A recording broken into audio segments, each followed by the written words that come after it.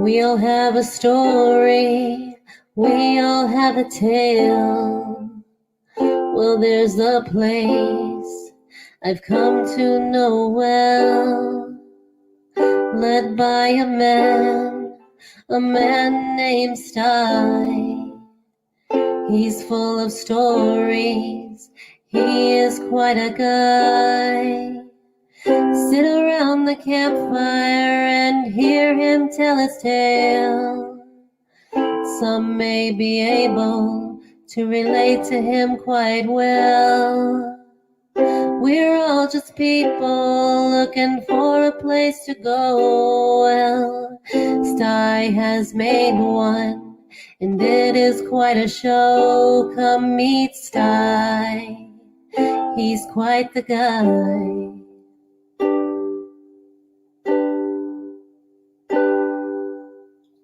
If you're feeling lonely, come and make a friend.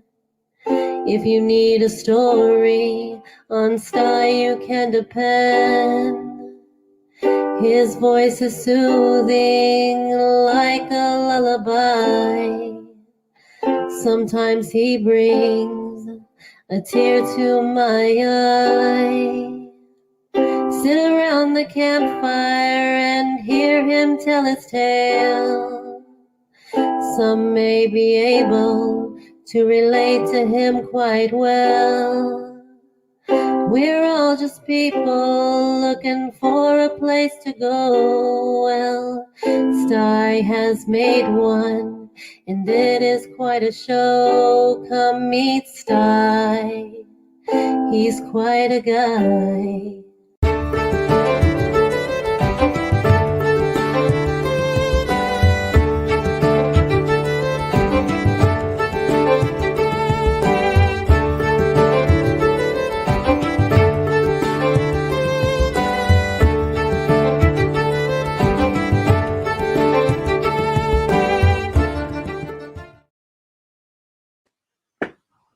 Well, a very happy Sunday evening to all of you.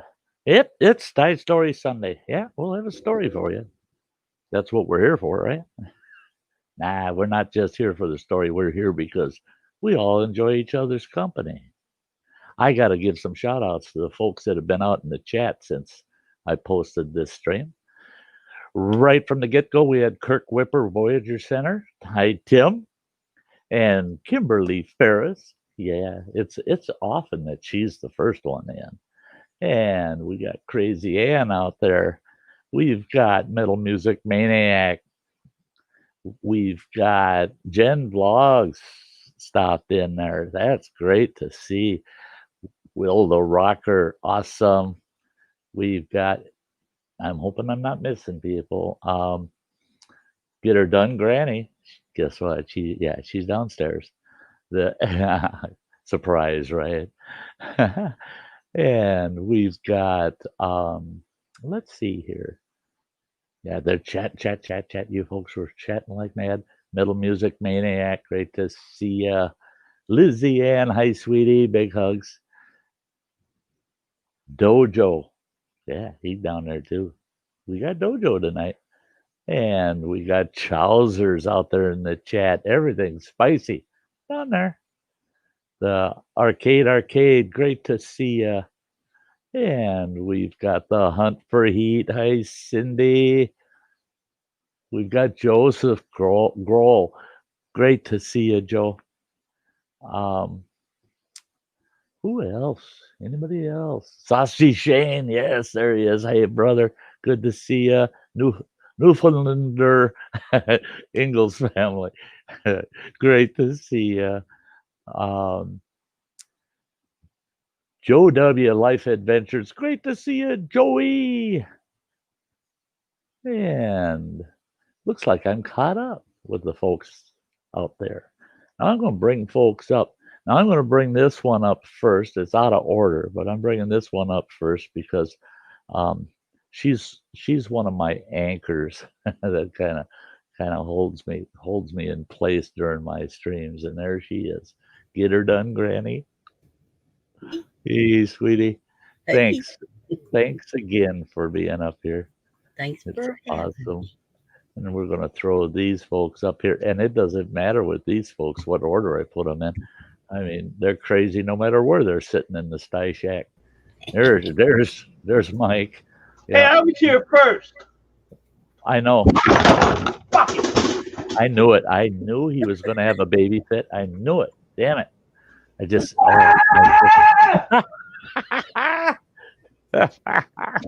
Well, and here now, Good to see you. Sty. fortunately, they won't have to sit next to each other too long. There's Phil. Oh, Jesus. And then, you know, one of the calmer individuals in our group, we'll throw Dojo in there. I should have been up there, so I've been a longer member. So he's talking too. And he is telling the truth, folks. Everybody out there, I hope you heard that. He's been the longest member. I tell you what, he's been followed out of most of the folks out there in YouTube land. Dojo's been hanging out with me a long, long time. I went back, in fact, about a month ago, I went back and I was looking at some of my old videos and stuff. And I watched an old stream when Dojo first got brought up on a panel. And what that did was it made me go back and watch some of his old stuff on his channel. And then I watched like 3 of his old videos that I had already watched way back when. You don't And see then I me. jumped way forward and watched some from this year. And I'm going, damn, have we changed? I mean, and I Some of thought me about old. everything that's gone on, Dojo, since we met each other. Because And if you look at my older video, you don't even see me. right. And that was one of the biggest things that stood out. I can't remember exactly which video it was, but I was shocked. You were sitting in that one shed of yours, and you had all those kerosene heaters hanging Yeah. there, and you were talking, and I'm going, look at, there's Dojo. That's him. He's actually in the camera. Look at that guy. You know, it wasn't often we saw you at the front end of your channel. Yeah, it was so rare to get a glimpse of him. Yeah, I think I turned my once in a camera while, going and go, it's me. yeah. And once in a while, he'd walk past one of his greenhouses that got glass on the door or something, and you'd see him, you know, filming. That's when you got to see him, was because it was a reflection. Yeah. It wasn't Hey, until Eric, good to see you. Lizzie Ann asking how everyone is doing. I'm doing great. I guess I would say I'm doing great. I'm doing just fine. How about the rest of you folks on the panel? Yeah, Mike says, what the hell? Doing Yeah. okay. Just I'm doing here. okay. Doing what I do. I guess Bill's went to the bathroom or something. Yeah. Yeah,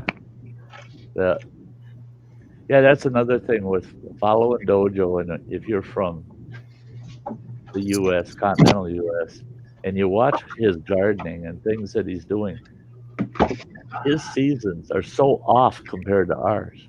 And you're like, what the heck? He's got these things are just ripening now, and we got 2 feet of snow. What the hell's going on here? Or else it's like, you know, in the spring, he's out there, he's getting things in the ground, and we're going, our ground has got 3 feet of frost in it. We can't get through the ground. And yeah, he's out there, and he's complaining about the weather. And I'm like, oh, you bugger, you know, and that's just the way it is.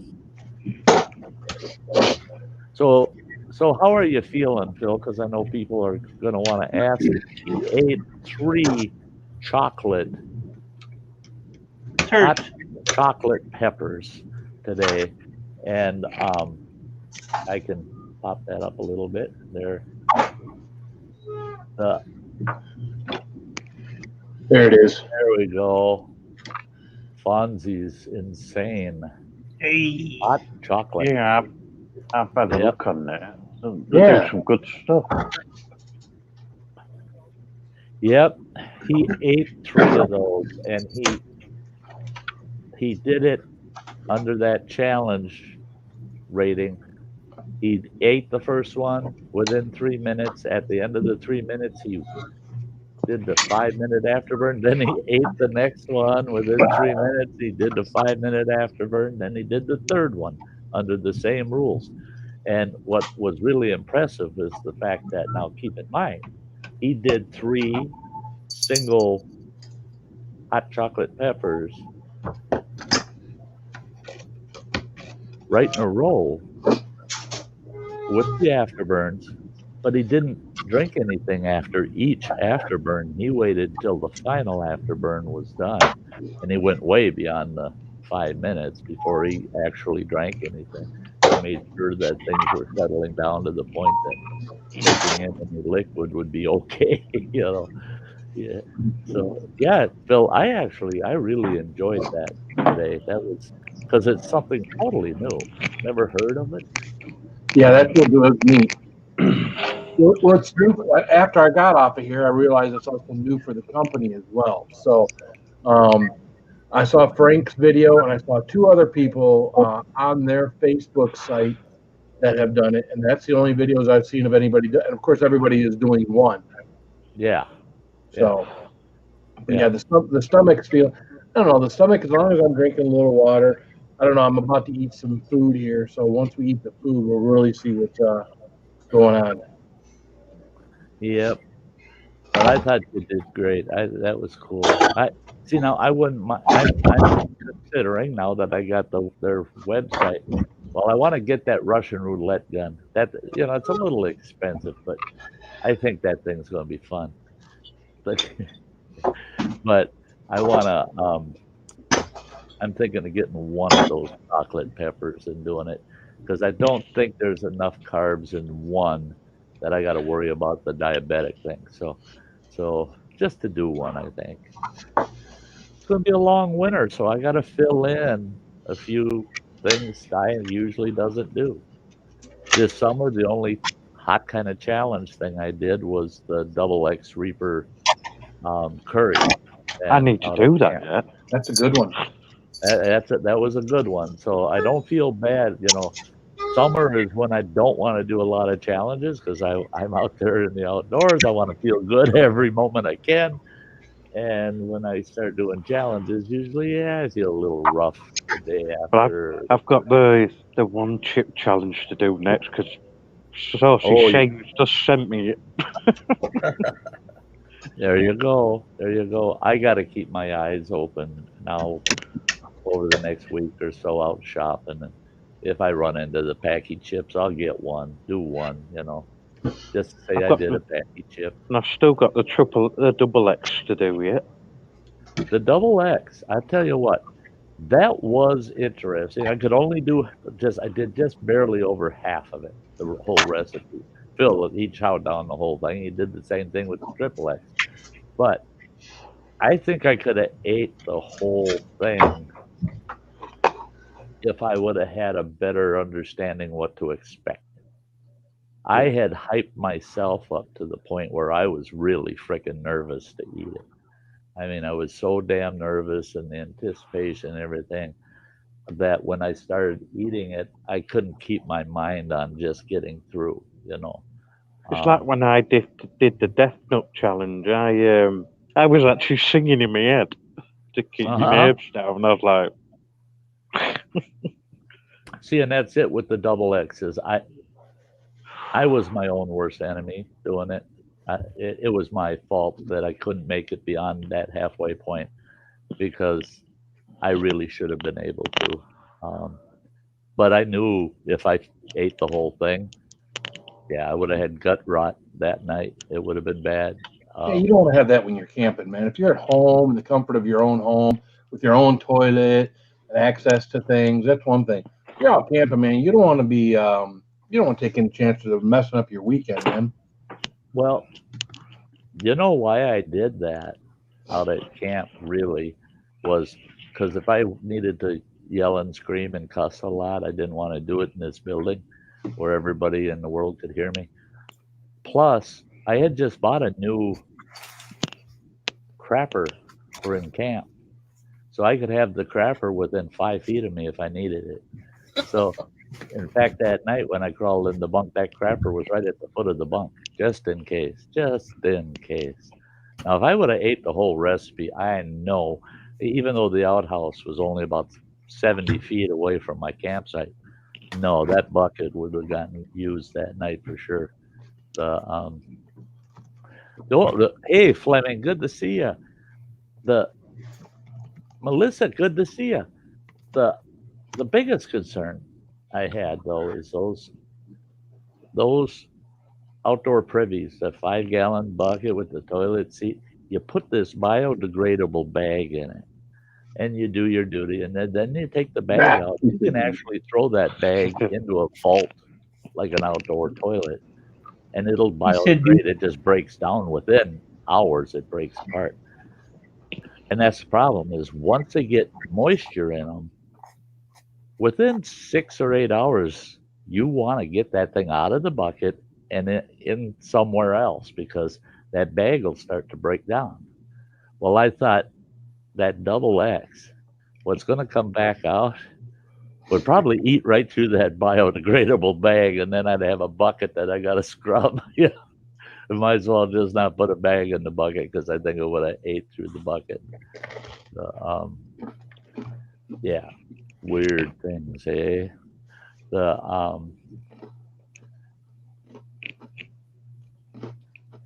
Yeah, tonight's story is a little different than most of the stories.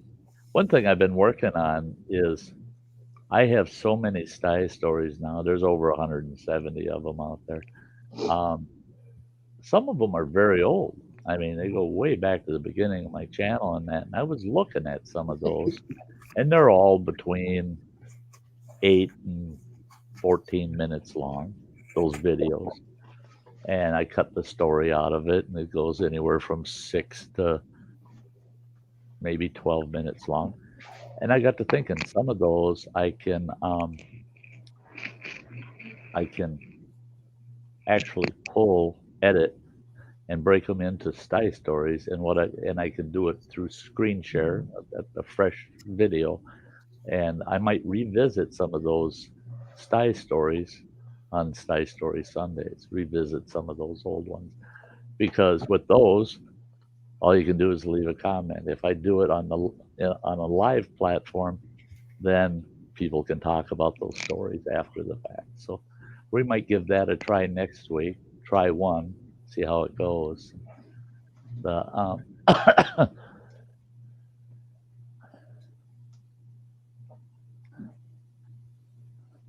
Yep. So another week has gone by. We've had weird, crappy weather here. Yesterday morning, I woke up to an inch of snow. We had an inch of snow on the ground, and I didn't get out of here to run into town, do some business in town until about noon. And I thought, well, I got to run over to my trailer because my window scraper and snow brush are in the trailer, and figure I can scrape the windows enough to get over there and get that. I get out there and there's no snow left. It's gone. I didn't even look out the window when I walked out of the place. And, yep, it was all gone. Hey, plain old Chuck. Like he was absolutely chucking it down. Then about 1 o'clock this afternoon, you wouldn't even think it had been raining. It was glorious sunshine, blue sky. Now it's absolutely freezing. See, and that's the way it was yesterday with the snow in the morning. And then all of a sudden, about 1 o'clock, I didn't even take a pair of sunglasses with me. And I'm driving over to Walmart, and all of a sudden, I can't see. The sun's out there and the cloud in the sky. And I'm like, where in the hell did that come from? And by sunset, it's all cloudy again. Didn't even have an actual sunset. It just kept getting darker and darker. It just didn't see the sunset. And then today it was calm all calm and dry all day. And then at about 6 o'clock this evening, The wind's blowing about 30 miles an hour out there, and it's 31 degrees. Says it feels like 20. What was it? 26 is what the feel like temperature is, and yeah, that weather is so weird. I wanted to go for some fall hikes to some waterfalls this coming week, but it looks like our weather's going to be just crap. Getting cold too quick.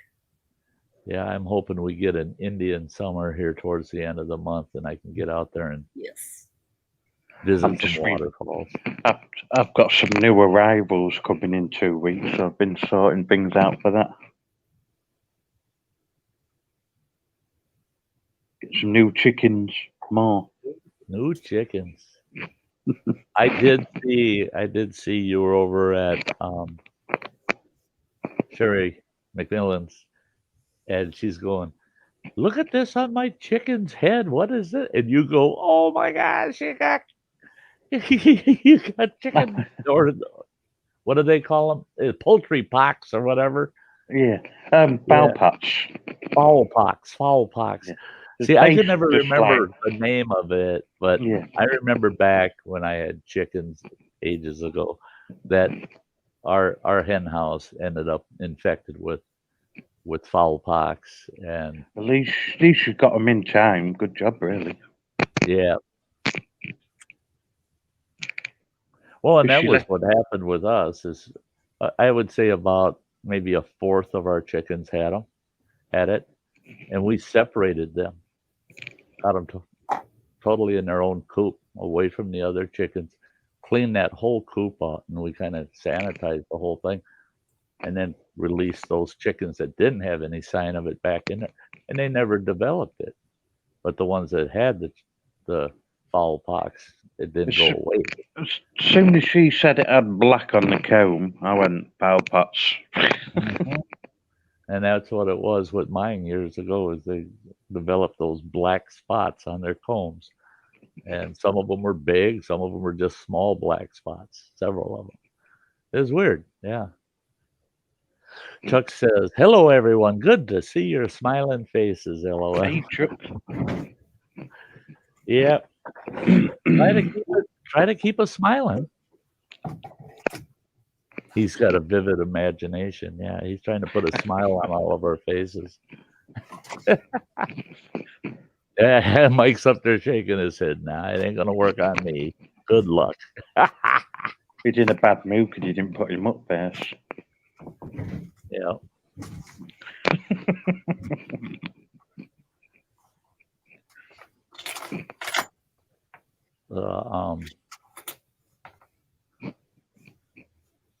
Yeah, farming can be pretty interesting. We're not getting on some of my farming activities. Phil, you don't need to bring it up tonight. Like I told you, I'm going to try to get this stream to be monetized without a problem. I got a feeling we start talking about horses, it could go south on me. Will's still here. Didn't know you were. Anybody thought you were gone.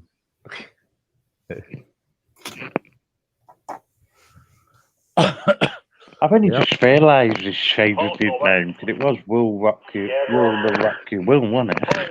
Right. Yeah. Who's echoing? Oh, it's gone already.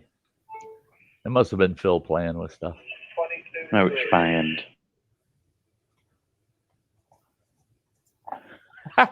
Phil, you had to say it.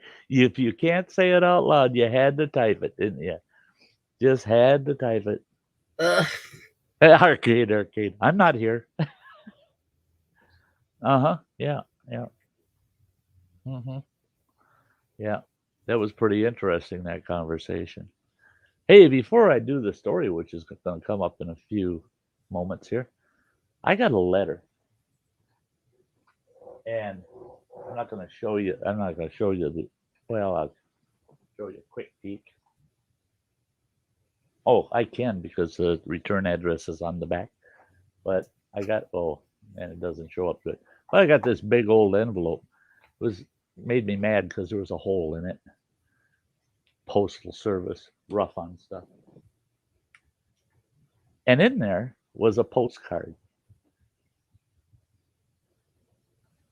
That's a rabbit with an accordion, right? Mhm. Well, I knew the minute I didn't even look at the return address. I just opened the envelope. The minute I saw this postcard, right away it reminded me of someone. And I go, oh, this stuff's from Crazy Ann. Mama's got a squeeze box for sure. That bunny's got a squeeze box, you know? Yep. Had to be Crazy Ann. And it was. She sent me some neat stuff. She sent me this pin. I'm going to go enlarge this so you can see this stuff I got from her. She sent me this pin, Crazy Ann pin. It's like a lapel pin. Or stick it in a hat. She sent me a keychain with Leona. Leona, her puppy. And she sent me some awesome stickers. Well, this one a lot of people are familiar with.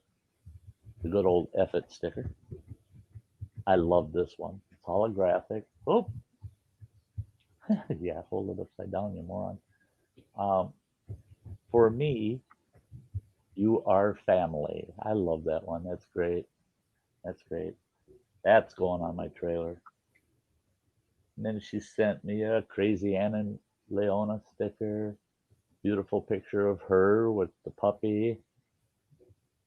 Then she sent me this one of Leona. It's got the CA for Crazy Ann. And then she sent the same sticker, but in holographic. And this one it's pretty awesome. Pretty awesome.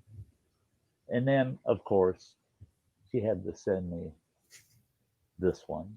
I'll let you read it yourself. Yep. She sent me an awesome magnet. I love that picture of her. That's so great. That's so great.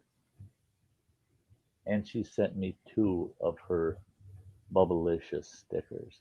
And I told her I need a couple of those because I want one of those on my trailer, and I don't know over time how well it's going to hold up. I need one to be able to update it and replace it. But she sent me all these stickers, that pin and that keychain, and a wonderful letter. Crazy Ann, sweetie, I gotta thank you, big time, big.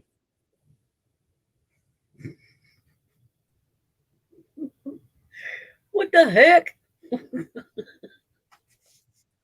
Just get There we yourself go. up. Where did he go? Norway? There's so many options to click on. I know sooner or later I'll get back where I started. Just got to click enough, and you'll get there. You'll get there. Head to Norway. I love them, man. Yeah, I love them.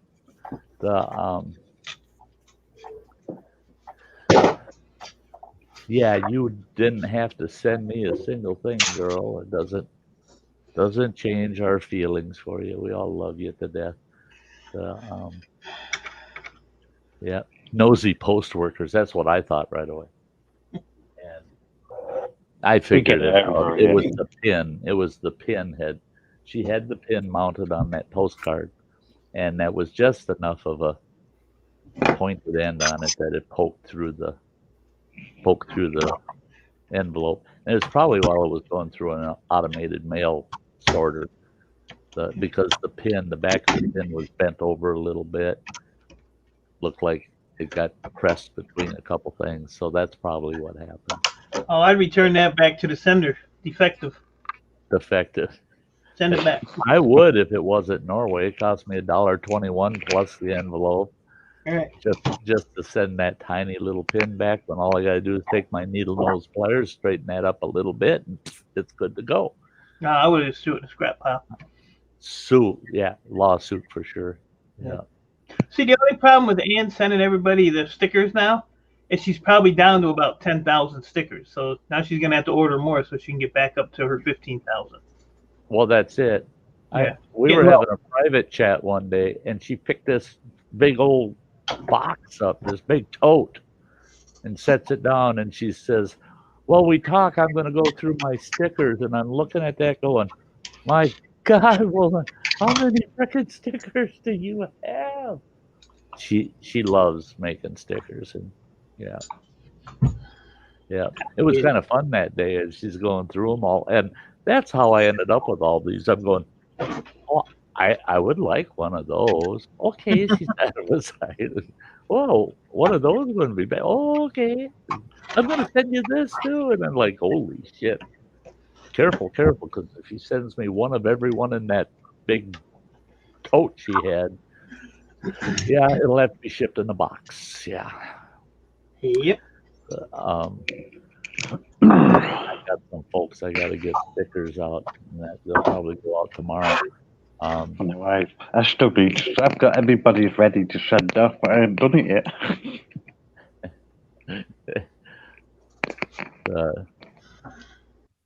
Well, guys, I got to get the story out of the way, so let's do the story. I'm going to throw you guys over to the side here.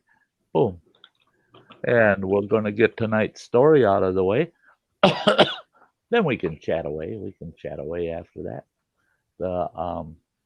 Tonight's story, meeting Jill in the backcountry. Well, oh, before I do, Chuck, you never got stickers from me, did you? And you never said nothing. Some are going to be on their way to you this week, buddy, just so you know. Okay. So, meeting Jill in the backcountry. Now, back in 1984, I had moved to northwestern Montana, and literally within a couple of days of arriving, and when we got there, there were 5 families. We all moved out there together onto this 80-acre piece of land. And there was a little meadow on that property. And we pulled in there with all of our campers, and we rounded them, like circled the wagons. And we put up this big 20 by 40 military tent. And that was kind of like a common space for everybody. And we had, in that tent, we had refrigerators and freezers and stuff. And we had a diesel generator that ran around the clock on the place. And so we had this big encampment, right? Well, the whole point was, as soon as we get there, we start excavating. We're going to build houses and blah, blah, blah. So that's the most important thing, right? Well, I wasn't even there 48 hours, and they're going, where the hell's Sty? He said he's going hiking. I mean, you can't drop me in the middle of the Rocky Mountains and expect me to stay put in camp. Well, so mind you, I'm way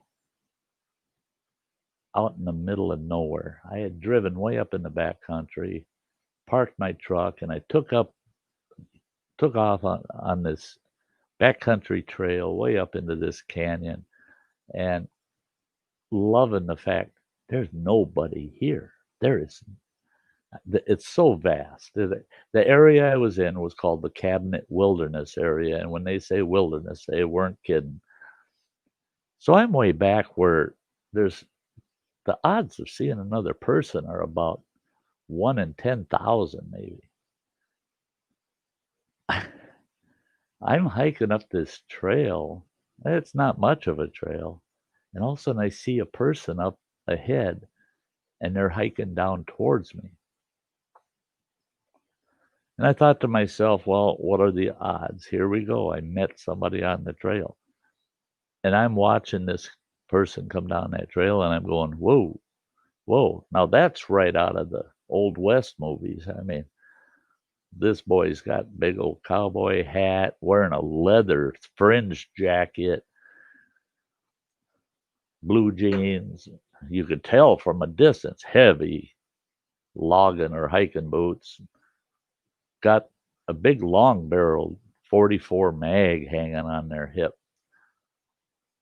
with a 30-30 Winchester strung over their shoulder, and they've got a small Dakota pack on, and they're just hiking on that mountain like they own the damn thing. And I'm thinking, oh boy, here we go. This is my first opportunity to meet one of the outback locals, right? I didn't realize until we were almost nose to nose when that person, in a very soft female voice, says, where are you headed today? And I just about fainted. It was a gal. And she's wearing a red and black flannel plaid shirt under that leather jacket. I mean, she looked like a damn, like a mountain man, for crying out loud. And once I realized, no, this is a gal. So I was a young man, so I kind of checking her out. I'm going, she's quite the attractive young gal too, and she's all up here alone. And then I started thinking, well, no, she's not alone. She's got a lever action 30-30 over her shoulder. She's got a 44 mag on her hip, and she had the biggest damn Bowie knife you ever seen on her other hip. We introduced ourselves to each other, and I asked her where she was coming from. And she told me that if I continued on that trail, that about 8 miles up, I'd come out on this top of this mountain saddle, way up in the high country. And she says, there's a big lake up there, and it's packed full of cutthroat trout. She says, you're going to love it. You're going to love it. And I said, I think I will. I think I will love it. I said, so it's about 8 miles, eh? And she says, uphill all the way. It's uphill. She said, you're going right up the face of the mountain. It's switchbacks that you're going to follow all the way up. She said, as the crow flies, it's about 5 miles, but hiking that trail, it's 8 because of all the switchbacks. And I told her, I don't know. For me, it's uncharted territory. I don't know if I'm going to trudge all the way up there just to see a lake. And she says, heck, I'm not doing that. I'll hike back up there with you and show you the lake if you'd like. And I said, well, you don't need to be doing that. I said, that's way the heck out of your way. Now, this is early in the morning. And she said, well, I've camped up there for 3 days. And she said, I'm just heading down. And she says, I got no schedule. She says, I'm my own boss. She's kind of like Mike over here, you know. I found out later that, she was a lot like Mike. Work. Everything she did involved work. And so she started to insist, no, she says, I'll hike with you up there and show you the lake. So we had a nice long hike up there. That 8 miles, now as a much younger man, I couldn't do it today, but that 8 miles took us about 3 hours to hike up there. And we were really pushing it. I was pretty beat by the time we got up there. She never broke a sweat. And we get up there and I said, damn, seeing this lake, now I wish I had a fishing rod with me. And I'm looking around thinking I can find me a piece of willow or something, some young ash or something that I can cut that I can make a fishing pole out of, because I always had fishing line and flies in my hat. And she goes, heck, she says, I've got 2 telescopic fly rods in my pack. She takes her pack off, pulls the rods out, and she says, yeah, we can fish for a while. I caught 2 beautiful big cutthroats. And then I realized she's not even fishing. She just let me fish. Out of her pack comes a small frying pan. She says, I'll get a little fire going. We'll have those fish for lunch, and then we'll hike back down off the mountain. I tell you what, she was one of the ruggedest people I had ever met. She knew the outdoors. It was just like she was born and raised never knowing what the modern world was. But when you talked to her, she was so intelligent. She was sharp as a tack, that gal. Uh, she knew the current affairs of the world at the time, and everything that was going on. She knew everything that was going on in town.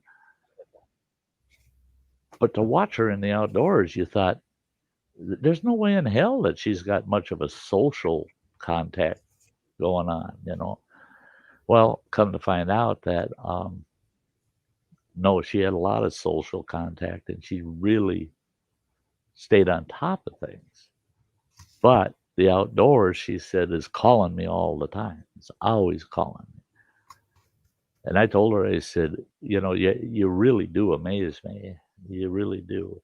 You know, I met a few gals out there later on that were somewhat like her, tough as nails and loved the outdoors. But yet, when they were in town and they had something social they were going to do, the first time I saw Jill at the bar, she comes walking in and she's wearing a skirt and a blouse and her hair's all done, and I didn't even know who the hell she was. And then all of a sudden I realized she's at the bar and she's taking a gun belt off and lays it on the bar, and old Toby took the gun belt and put it behind the bar and said, "Don't forget to ask on the way out." And she just kind of looked at him. She goes, "Right." Like, yeah, I'm gonna walk out without it. She's wearing a dress and a 44 mag on her hip. That gal was literally tough as nails.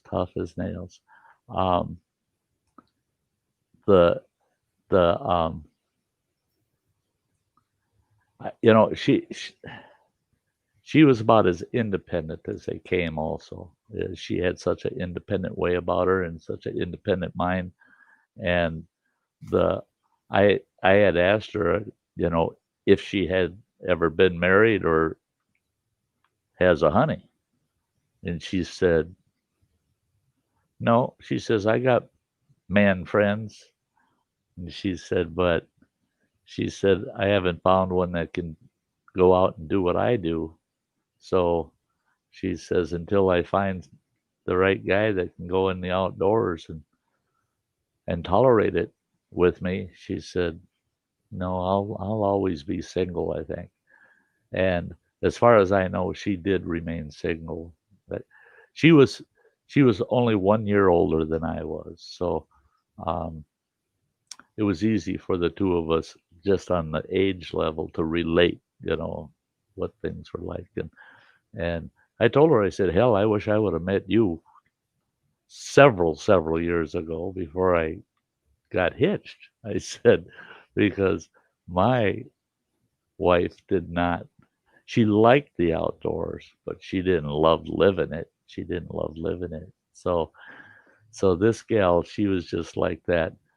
For an outdoorsman, she was that gal. Yeah, you want her in camp with you. She's gonna, yeah, if you need somebody that can just get into the outdoors and do it, she was the gal that could.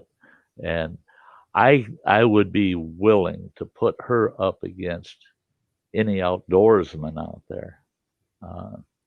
You know, we know all the famous names, all these great people. You see them on TV, you see them all over YouTube, but not one. I haven't seen one guy yet that would have been able to outdo her.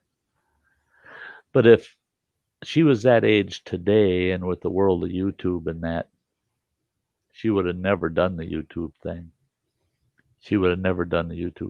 There was never anything on her person other than her firearms that were of modern use at all. She didn't even own a cell phone. The last I had heard from her was about 5 years ago, and no cell phone. She doesn't use a computer unless she goes to the local library. She wouldn't own one. She says she has no need for it. Now, that gal built herself her own home.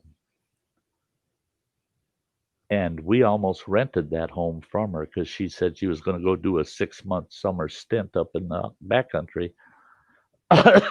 And she said she knew we were looking for a place at that time, and she said, well, if you'd like, you can rent my place for 6 months, and then during that 6 months find something else. And so we went to look at her place, and she pointed out the original her first cottage. This thing was pretty awesome. It was 12 by 16 feet with a loft in it, and that was it. When she showed us the house, it had all of these additions she had built onto that original 12 by 16, and it had a total of 11 rooms in that place. It had a tower on the one addition that you go up there, and sitting in the middle of that tower, you took a spiral staircase up to that tower, and you get to the top of the tower, sitting right in the middle was a recliner mounted to a swivel base, and she could sit in it, and she could turn, and she could see all the way around on the horizon. She could see the mountains to the south of her place. She could look up the canyon both directions, turn around, look up the mountain behind her house. And it was so unique and so awesome. And the more I asked folks around town about her, that was the one thing that popped out the most, that people said, have you ever seen her place? She built that whole damn place, and not with help. She didn't hire anybody to give her a hand building it. She built it from the ground up, and 90% of her home was built out of salvaged materials. She would find someone that wants an old shed tore down. She'd go tear it down, take all the materials out of it, haul it home, and would use that to build onto her place. So yes, the most independent, outdoors-minded woman I've ever met. And I tell you what, she was a gal that, just looking at her, demanded respect. Yeah, you just knew you're not going to disrespect her. She's going to whoop you a new ass if you do. But you didn't even have to think of disrespecting her, because just her presence commanded respect. She was a 1 in a million type of person, you betcha. So there you go. There's your Sty story for tonight. When I met Jill up in the backcountry. Yep. I would love to be able to meet with her today. But did she take one look at me? She go, oh, you old fucker. Hey, she's What been happened getting to there you, right with. Sty? Don't bring Granny into it now. Don't bring Granny into it. Hey, Granny's like You your said old rural version of Jill. Jill was your mountain version. Granny's more like the rural version. Yep. Sty and all his ladies. Now, There's hundreds and thousands of ladies out there. They're not all mine. Just because I knew a lady here and there, Anne. See, I think Anne's being jealous. You know, she's got her corral, right? She's got her own stable. I get it over here, because on the allotments where I am, I help more the ladies than I do the men. And they're all like, oh, you're going out for the ladies. But I've sod it. hey, Hey, Blake, good to see you, neighbor girl. I drove by the old home place today, Sty. What's that? I drove by the old home place today. Oh, yeah? And there's some people who's moved some stuff in there, and they're building them a place back there now. It done my heart a world of good to see somebody back there. You know, they was talking about the spring water we had back there, and I was telling them, yeah, that was the best spring water around. It'd been tested and better than any water you could get anywhere. That Uh-huh. I just took a ride by myself in my van today. Oh, cool. And I saw them. They done pulled a trailer in, getting everything set up and ready, and it's right on the property where we used to have our big garden and everything. It done me up, done my heart a world of good. Always hate seeing that place go to waste like that. Well, see, and that's it, is if you've got an old home place and in the future somebody goes in there and they scour it of any of of its original charm, and they build a $250,000 home on it, it makes you sick. But somebody goes on it and they're taking advantage of what it was originally. Yep. Then it makes you feel good because you feel like it's going to go on. That's like the home I was raised in. That home, that community has been totally ruined. I mean, they tore down all the little mom and pop shops, all the little bars we had in town, the only church we had in town, tore them all down. And they built these 10 to 15 story condominiums all there looking out over the lakes. And they ruined the town, totally ruined the town. But the street we lived on, that I grew up on, you drive down that street and it looks the same today as it did when I was 10 years old. Well, see, I never thought nobody'd show any interest because it's 2 miles from anywhere. Oh, To I get would out have to shown it. public, you got to go 2 miles. And, most people aren't interested in that nowadays. And it's like where I used to live, the old house when I grew up in. I went back down there last week. First time I've been there in 20 years. Oh, wow. And I actually knocked on the door of the bloke's house. It looks the same as my dad left it. And he went, "Oh, I used to live here." He said, "Oh, yeah." I said, "Is my name still in the concrete in the backyard?" He went, "It is, yes." He went, "Do you want to have a look?" I went, "Yeah," and it's still got my name in the concrete in the backyard. Dojo, that's great. I love it. I love it. That's my childhood home. When I went back and just looked the community over and saw how they ruined the community, and then I drove down that little street where our home was and realized all the houses that are still on that street, they were there back in 1967. It's the same homes. They haven't changed. Some of them have been painted, and but more trees have grown in some places, and some places less trees are there. But when I drove, it was just like I went through a time warp. Well, when I got to our home place and I looked down the hill, because it went down a hill, driveway went down a hill to a double car garage, and then the house sat to the side. And it had 2 cottages behind the house farther down the hill. I'm driving by and I damn near drive right off, because on the one side it drops off a steep embankment about 14 feet to a railroad bed. And I damn near drove off the thing looking at that house. And I'm going, my God, it looks exactly the way it did when I was growing up. And I did the same thing. I backed up, and I don't know what got into me to think that it's even appropriate. I drove down in the driveway, parked in front of the garage, and I walked up and knocked on the door. And when they answered the door, and the gal looks at me kind of suspicious, and she's like, and she goes, "And how can we help you?" And I said, "I was raised here. This is my childhood home." And she said, "Oh, you gotta be kidding." She's yelling for her husband. He comes out to the door. And we get talking, and the next thing I know, they're asking me some odd questions. And they said, "There's something back here that we want you to look at and tell us what that is." Well, that house had 6 water cisterns buried in the ground around it. And back in the day, they'd fill those cisterns full of rainwater, and you use those for watering the lawn and washing your clothes and stuff like that. you didn't use your well water, you used the cistern water.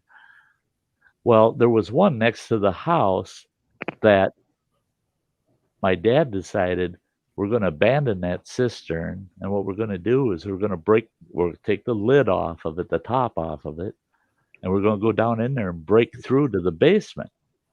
And that's going to be like storm shelter entrance to get in the basement. So we did that. I was just a kid at the time. I was probably 7 years old when we did that. And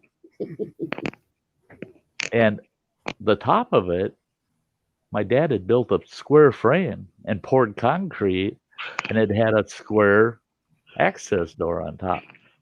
And she goes, this concrete here to that access to the basement from the outside, she says, what are these two indentations on that concrete right there when you first go to get in? She says, they seem so weird because whenever it rains, they fill with water, but they don't seem to have a purpose. They look like you'd put your knees in them, but they're too close together. They're just real close together. And I'm looking at them and I'm laughing. And her husband goes, what do you know that we don't? I said, that's my butt. My brother dared me to sit on the wet concrete when my pop was done doing the concrete, and they called it a day. We're in the backyard. My brother dared me to drop my drawers and sit on the concrete. So I said, yeah, that's my butt. I said, that's my butt from 1967. I said, I'm amazed my butt's still here, you know. But those guys, and nothing there had the two cottages were just like I recall them when my mother let the property go in I think it was 1985. She let the property go, and the last time I had seen it was in 84, and it was just the way I had seen it. The rose gardens were still there, the plum trees, the apple trees, everything. I swear to God, it was just like turning the clock all the way back to the 1960s. And they said, well, and they showed me the inside of the house. They did nothing except paint inside that house. It was the exact same floor plan. They hadn't remodeled. The kitchen was the same. Everything was the same. And, oh, ouch, Phil. It's like when I went there and they showed me it was still there. It was 1986 when I wrote my name in there. Could have put the date. And I asked him, I said, the woods up the back, I haven't been there because you can't get to them. There used to be like a little walkway at the side of the house to get to the back woods, but they blocked it all off for some reason. I said, in the woods, in the second tree at the back, is the tree house still there? And I thought, it's not going to be there after all these years. She went, yes, it's still there. My kid's still playing it. Oh, wow. Wow. That's cool. That's cool. I know piece of property we had before we moved to the home I grew up in. We lived in a house for about 3 years, and then they took the house by eminent domain to build a shopping center.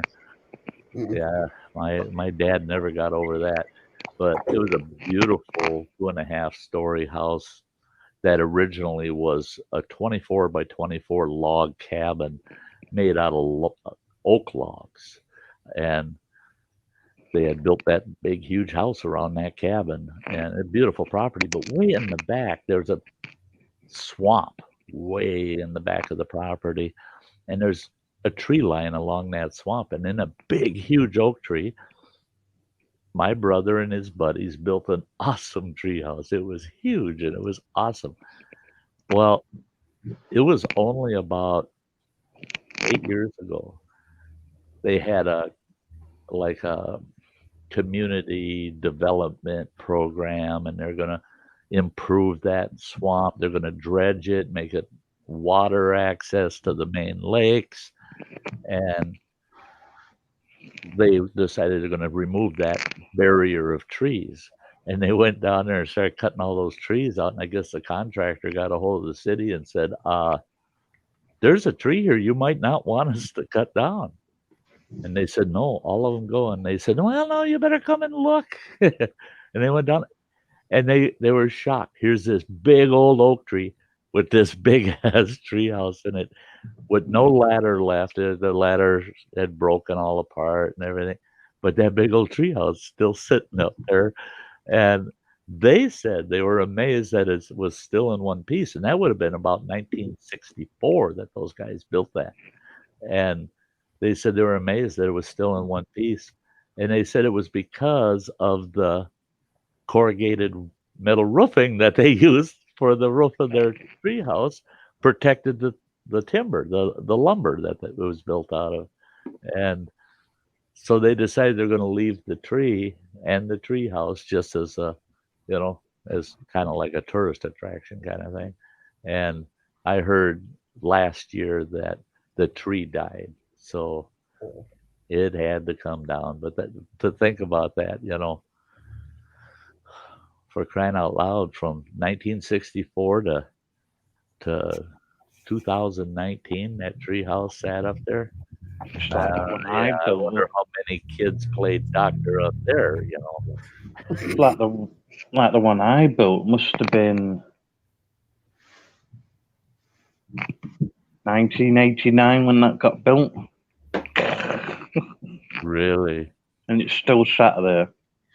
Not the original. Hey, Bonnie, Joe, and Bentley's Backwoods Bushcraft. Good to see you, Richard. Continue, Dojo. Sorry. It's a different colour to how we left it. Could have looked after it, but it's exactly the same. It's got all our names carved in the wood. Whoever entered there, we all carved the names in the wood. In my ex-wife's hometown, they've got, and they just call it the gym, and that's really what it was. It was the gym for their little town school. Now, how the hell that town ended up with a school to start with? Because I think the maximum population that town has ever seen, it doesn't have that many people in it now, but was 185 people. A tiny little town. I mean, 185 adults and children. But I guess people from a couple neighboring communities and all the rural loggers up there, because it's loggers and farmers, that all those kids came to that one small school. Well, that school, it didn't shut down until, it was like, I believe it was like 1974 is when they finally shut that school down. Well, it had this big gym, with basketball court and everything in it, and the bleachers, and it was all log built. It was log built. Smarties. and that gym, that school gym, all the logs as high as a teenager could reach, had every kid that ever went to that school had his name carved into those logs. The whole thing, you go in there, it was amazing to go in there and see all of that.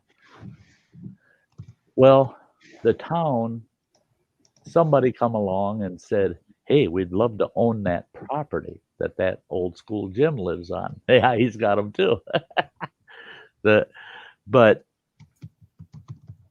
So the town voted to sell the property. And right away, the townspeople showed up and said, but what are they going to do with the property? Well, they're going to tear the gym down, and they're going to put in a big pole building there, and they're going to park trucks in it. And the townspeople went ballistic. They showed up to the next town council meeting when they were going to make the final decision. That whole freaking community showed up with guns. That's how bad it was. And people from the two neighboring communities were there with guns. And they're telling them, wait till you see what happens if you approve that sale. They said, if you don't have a plan to totally move that gym and reconstruct it somewhere, then nothing's happening. Well, they said there's no way they weren't going to pay for the cost to relocate and tear down that whole building and put it all back together again. And they actually got their town council to pass a perpetual historic guarantee that that building will always be maintained and preserved historically for perpetuity, forever. And they went in there, these two gals went in there, and every carving in those logs, every single carving, they took black Sharpies and they just inside of each carving filled in the lines on each one of them. And then they, I swear to God, it's close to a half an inch of lacquer they put over all those logs. You go up there and it's like they're embedded in glass. But when you walk in there and you see all those names, and now they've got they're lined in black, they pop right out, all of them. And it's pretty cool when you see some that are from 1931. Wow. Because they built that log school in 1928, and the first date that's carved into it was 1931. And I thought that was pretty cool. Pretty cool that they restored that and they preserved it now for all the generations to come. And it was a little weird though, because there was only 3 prominent families in that town. I mean, even when it hit 185 people, it was 85% of those people were from 3 prominent families. Yeah. The only thing what I like over here, there's an old building listed back to the 60s. It's a listed building now. It used to be an old ice house. Well, they make the ice. Yep. And when they went inside, all the machines have been vandalized except for one machine what's still working. Really? Yeah. So they took it out, they're re-cleaning it all up, and then they're fixing the roof and all that lot and turning it into an ice house museum. So you can see it working. And that's cool. That is cool. We had a little town over in Minnesota that they had a roller rink from the 1940s. And boy, that place was a hot place there in that town. People from all around came to that roller rink, you know, and it had the most beautiful fir, not furry, fir trees, fir floor in it. And it was beautiful, and it was so well maintained all for years and years and years. And they decided to shut it down in the early 1970s, and they shut it down. And some independently wealthy character popped up in town and said, "Hey, I'll buy that roller rink." And they said, "Well, not if you're going to be tearing it down." And he says, no, I don't want to tear that down. Yeah, he said, I'll keep it in dang good shape. And they said, well, we'd really wish somebody would buy it and kind of make a museum out of it or something so that people can get inside and reminisce about when it was a roller rink. He says, oh, I'll do that. And they said, how are you going to do that? He says, well, I'm a car collector, and I'll put my collector cars in there and allow people to come in and see what the cars I own. Well, they were iffy, you know. Oh yeah, them cars leaking oil all over that beautiful fir floor and that. No, you could put a white sheet under any of his cars and you wouldn't see a speck of dust on that sheet come off that car. He had ancient old Bentleys. He had a I believe it was a 1938 Cadillac that was so mint. It was pitiful. All these beautiful antique cars. And he put them all inside that roller rink, and it's open to the public to go and see his cars. But he commissioned out to have these historic plaques made describing the roller rink and all of its history, and it has pictures of it full of people, and so you would think, well, that would take away from his car museum, but the guy was smart because he capitalized on both aspects of that, the building and his cars, and And so, yeah, it turned out really cool. I love it when people can do that, you know. Hey, Clown. Hey, Dennis, how are you? This was a nice evening. We're all chatting about all kinds of things of the past here. Hey, you know I got to run this. Hang tight if you got to run for a cup of coffee, or if Mike wants to go before he pees his pants. This only takes about a minute, and we'll be right back, guys.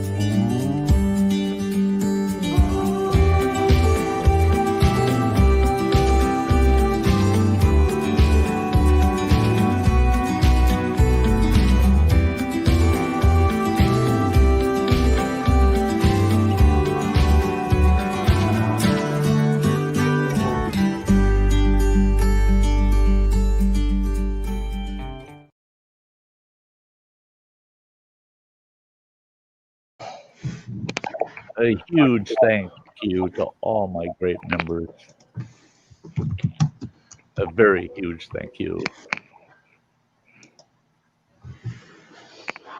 Yeah, Dojo's eating Smarties. Yeah. I've got loads of them, look. Oh yeah, I just ate a bunch of them. So Yeah, Phil had a baggie full of them. yeah, my wife got those for me the other day when they went down south, and Smarties, and they had little sweet tarts that are like the Smarties. Anyone want a lollipop? Oh yeah, lots of lollipops. I got a cup full of Tootsie Pops over there. I can't eat the damn things because of the sugar. What about But these? do any of you remember the candy necklaces? Yes. Yeah, I remember them. All yeah. right. You just get the Now, watch I one don't as know well. if any of you were like me. I was too butch to be buying no candy necklace, you know. And so I'd haul my sister with to the store, and I'd say, "Oh yeah, and give me 2 of those candy necklaces for my sister," so that I could get my hands on them, right? And never ever did I buy a candy necklace with one of my buddies along. And I just sit there drooling over them damn things. I want one of them candy necklaces, and they're good. But if I buy one in front of my buddies, holy shit, I'll become the bitch of the. Did you used to get the watch? Do you used to get the watch ones as well, where it was like a watch? Yep. Yeah. They're called watch ones. Get these. There were these other ones. Damn, Dojo. Look at that. Mike is killing us. Is that the Popping candy. Yeah. Just an off name of our pop rocks. I went to the old. They've opened a shop near me. It does nothing but the old-fashioned sweets. But right back from the 60s till the 80s, 90s. The juice-filled little pop bottles. Yeah, we had a store in Ely, Minnesota. I don't know if they're still in business. I could get up there someday. You can buy licorice sticks. Looks like you're chewing on bark. It's a licorice. There'll be old gobstoppers, the really big gobstoppers, and everything. What the hell do they call those? A big piece of bubble gum that was about the size of a deck of cards. Jeez. They were huge, and it was like a soft gum. Yeah. And it was about the price of a candy bar. But that was so much bubble gum that if you put that whole piece in your mouth, chewed it up, you could not talk with all of that in your mouth. It was so much bubble gum, and then we'd have contests to blow bubbles, and you could blow huge bubblegum bubbles that were 1.5 feet across. I don't know how many times. It take me weeks to get that shit out of my hair and off my clothes. My mother would just scream, you can't be chewing that crap anymore. Sorry, you know. Didn't you get all that bubble gum in your beard when you were a kid? No, I was careful about that. I kept my beard in a ponytail more often back then. Ah, okay. Yeah. Just because of the things I ate, you know. That's not freaking funny, Phil. Can't imagine you never had a I beard. could just imagine a 6-year-old Sty running around with a beard. I got thrown into private school, and I was 16 years old. And my very first day at that private school, all I could hear, and it was so easy to hear these kids and their murmurs. There's a new teacher. What the hell is, who's he? There's a new teacher. And then the headmaster pulled me off in his office and he says, every kid in this school thinks that you're a new staff member here. Don't take advantage of that. And I said, I don't know why they're thinking that way. He says, well, with a full goatee, mustache. Yeah. And you're almost, at that time I was, at 16, I was already 6 feet tall. Yeah. So yeah, them kids, they just did not see a kid showing up at the school, nobody's, and it was a Christian-based private school, so me walking in the door with a beard and a mustache, there's no way in hell that's one of us students, So yeah. Hubba Bubba, yeah. Hey, we had Hubba Bubba here too. Yep. Oh, and some of them damn jawbreakers that were so big that you'd open your mouth as wide as you could and you put that jawbreaker up there and you'd push it and it would pop through your teeth because you can't get your mouth any farther open and you push it and it gunk, and then it's in your mouth. We used to have fireball ones. And you can't close your mouth, so you're always leaning back, swallowing until that some bitch got small enough that you could close your mouth. We used to have fireball ones. The what? Fireball ones. Oh, the fireball ones, yeah. Oh, they used to blow my mouth off, they did. Yep. I'm so glad I'm muted because I have so many comments. Yeah, Jojo, your mic on keeps rubbing up against your jacket or whatever, man. Yep. Could be. Yeah. You're gonna upset Mike. Dumbass. Well, and don't worry, Dojo's been with. Oh, hot tamales, Granny. Yes. Yeah. You get a lot of hot tamales. You can't say that to Dojo. Because Dojo's he's up at the top with Sty. So you can't say nothing to Dojo. Let him do what he wants to do. Well, Dojo's half deaf, so he couldn't hear the shit anyway. So exactly.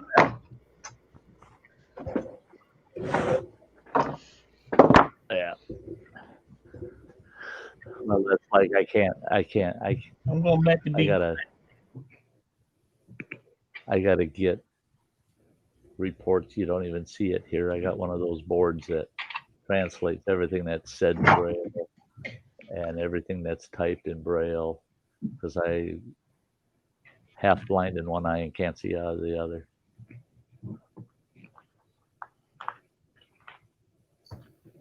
Yeah, them hot tamales. I love them. Oh, I love them. Yeah, when I was a kid, we had a penny candy store.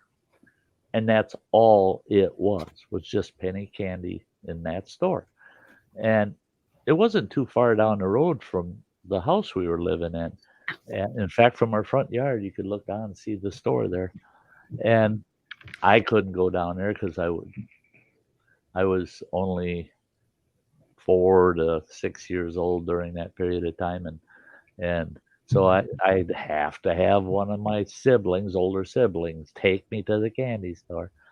But I loved that place because the store owner, the way he had it set up, was cash register was in the center of the store, and it was totally surrounded by a candy counter, and it just had a little swinging door spot for them to get back there. And the candy counter all the way around was leaning at about a 45-degree angle, and it was just all of these wooden containers stuffed full of penny candy, all different penny candies. And the outside walls were the same types of containers, and they were only about maybe 4 feet off the floor down to about 2 feet off the floor. He designed the whole place for kids to come in there and can grab, and you could tell he didn't give a shit about the adults. He had that store designed for the kids. And God, we could go in. If you went in there with 25 cents, you walked out with a huge bag of candy, because his penny candies, the small Tootsie Rolls, just standard Tootsie Rolls, those were 8 for a penny. You got 8 Tootsie Rolls for a penny. Mm. So, my God, you go in there and say, give me 10 cents worth of Tootsie Rolls. That's 80 frickin' Tootsie Rolls, for God's sakes. And a lot of that came out. I'd say a huge amount of that candy was that way, where you'd get anywhere from 2 to 10 pieces for that penny. And It used to be the same here. and that guy's place was packed with people all the time, just packed. And they had the dots on the paper, they peel off and you can buy it by the foot. He had spools that were almost 2 feet around of that shit. And you go in there and it was a penny a foot. So you go in there and buy 10 feet of that shit for a dime, I'll never forget. Okay, you saw how all of the liberals cried when Trump won in 2016? That's the way our whole community was. That's the way our whole community was when this drunk one night drove his car straight through that candy store. Totally, the whole store. Drove right through the center of that sucker, came out the other end, and the whole store collapsed in on itself. There were hundreds of people there that next morning, and they were all in tears, little kids, parents covering their eyes. You can't look, don't look, the candy store's dead. I mean, it was like the end of the frickin' world for our town. The candy store has been destroyed. We want that drunk burnt at the stake. I'll never forget my dad saying, I hauled his ass down to Hennepin County, county courthouse, downtown Minneapolis, get his ass out of town because they were going to kill him. I mean, he could have ran over 6 kids and they would have said, lock them up, put them through the process. Oh no, run the candy store down? He's got to die. He's got to. Oh, it was one of the most tragic things that ever happened in our town. Granny, wasn't your stripper name Hot Tamale?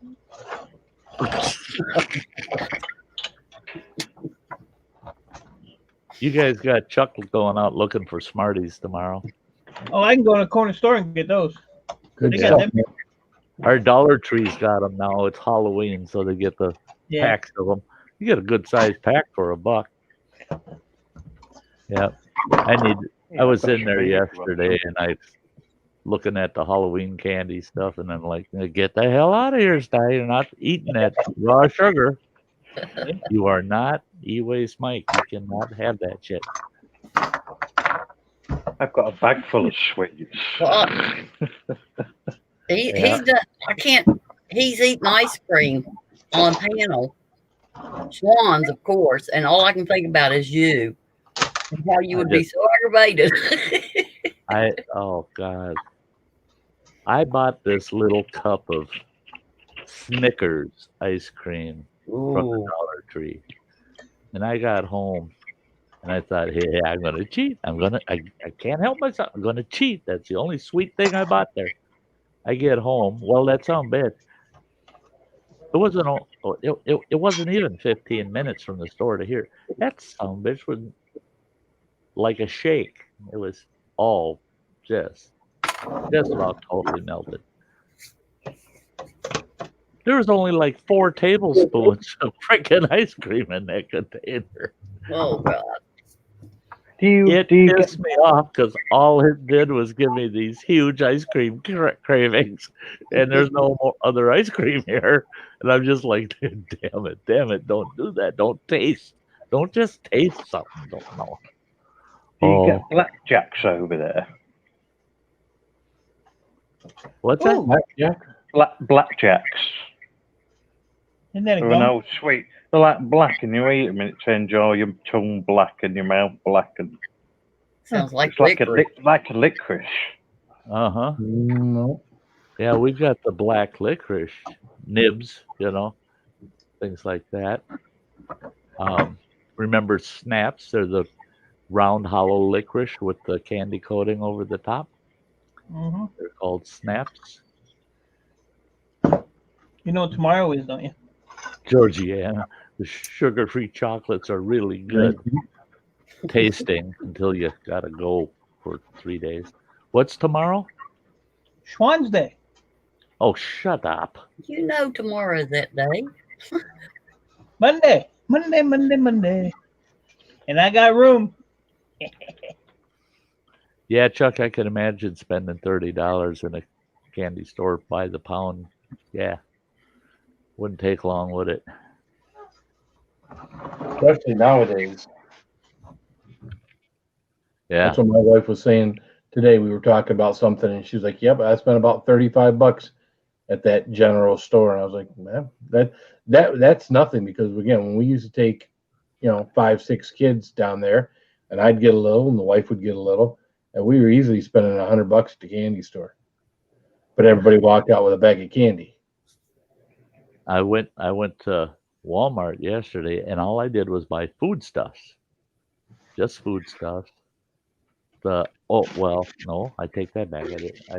I bought a really nice runner rug for next to my studio here. Oh, paydays, num. But I get up there and I ring everything up, and I look down. I'm thinking, yeah, I probably spent about $30 or so. Well, the runner was $16. No, I looked at that screen and I'm going, if I deduct the $16, it's still $49. I spent almost $70, and I walked out of there $70 with 4 bags and a rug. 4 little Walmart bags and a frickin' rug. Yep. There's something wrong with that whole picture. I mean, my folks used to, go ahead, rub it in, you guys. Spice, ain't nobody want to see your turds.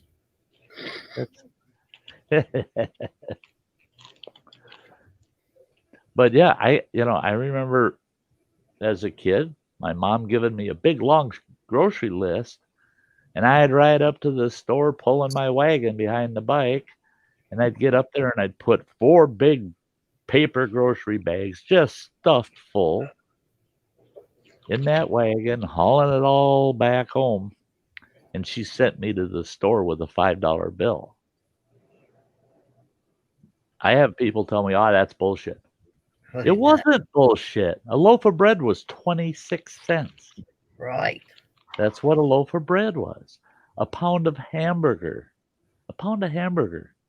38 cents a pound. No, for $5 you could buy a lot of groceries.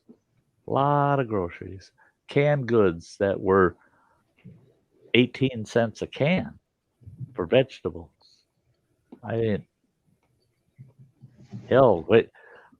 I loved the little miniature Cokes when I was a kid, because those little miniature Coke, the small Coke bottles, they were a dime.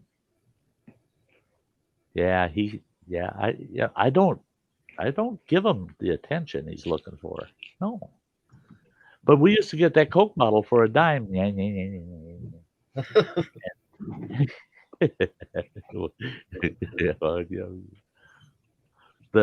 But you get that Coke for a dime, go out front of the store, sit on their bench, pop it open, drink that Coke, take the bottle in, you get a nickel back. And for that nickel, you could go buy a ice cream bar. You could buy a popsicle, which was a double popsicle. You could ice cream was a nickel. I mean, I can't believe how many times I go to the store with 25 cents and I come home with a big bag of candy, a kite, and a ball of string with a quarter. It was ridiculous because I could get the kite. The kite was a dime and the ball of string was a nickel. With the other dime, I had a Coke, and then I bought 5 cents worth of multi-piece penny candy. 25 cents, and I thought I was rich. I was a rich man. I hope you dropped that right in your crotch. Ow. Fuck. Ow. God, you guys are. Hey, you're trying to demonetize me. Violence in my videos. Oh, now you're screwed. I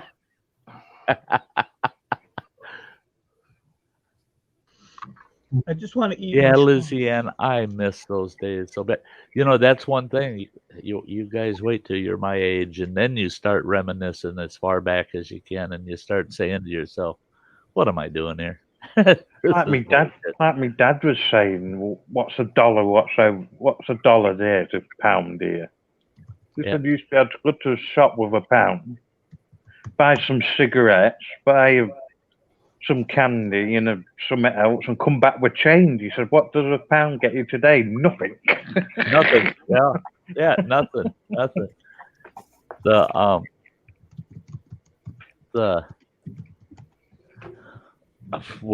Christ, as a kid when I started smoking, if I bought my smokes at the store, they were $2.50 a carton. That's 25 cents a pack because there's 10 packs to a carton. 25 cents a pack. If I bought them out of the cigarette machine, which is where I bought most of mine because there's hardly ever an adult standing around. You throw your money in the cigarette machine, get your smokes, and run. There were 35 cents in the cigarette machines, and there were cigarette machines everywhere. I mean, they were all over the place. Yeah, my dad said you used to be able to go to the shop, buy one cigarette and a match. Yeah. That was one thing, like the military used to in their rations give. What was it, Phil? Do you recall? 3 smokes. 3 cigarettes, yeah. 3 smokes in a pack. I had a. They said it was a case of them. Well, it came. It was not a very big box, And I thought a case, no, it comes. It is a little box,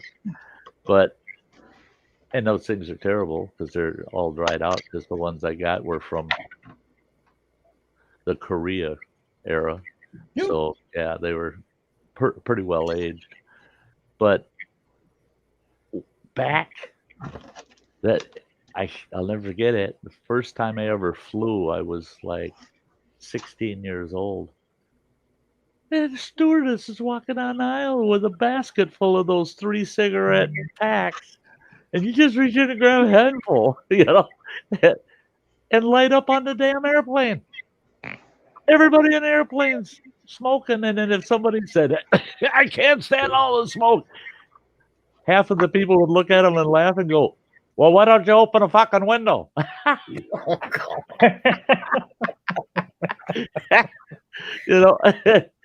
Same with movie theaters. You go to the movie theater, the back 4 long rows all had ashtrays in the armrests. So everybody in the back row got to smoke. Everybody down front didn't have to smoke. And it's the theater's slanted, so yeah, all the smoke's going up. And I've been to movies where you're watching the movie and you're going, God, that, it's blurry kind of. And then you look up towards the camera that's shooting the film and you go, holy God, look at all the smoke up there by the film room there. What I didn't get over even, you used to be able to smoke in restaurants. You had an upstairs and downstairs. You could smoke upstairs, but you couldn't. No, you could smoke downstairs, but you couldn't smoke upstairs. And I used to sit there and think, hold on a minute, smoke rises. Yeah. I'll never forget when I had to put the development package together to build a $50 million casino on a reservation. And I'm with the development crew and I'm telling them, hey, you got to watch what you're spending. I got to be able to finance all this shit. And they wanted me to help them on floor development as to placement of all of our gaming. Roulette tables, slot machines, blah, blah, blah, blah, blah. And of course, I'm looking at where are you going to make the most money? What do people head for first? Over here in the U.S., people want what they consider low-cost, high-stakes machines, penny and nickel machines. Those are up front. Next thing, get the blackjack tables right in the center of the casino, easy access, because, boy, people want to hit those blackjack tables. Blah, blah, blah. We're going through this whole thing. Two of the people on our design committee go, well, the community's insisting that we have a non-smoking area. So this is what we did. We figured out this section of the casino will be non-smoking.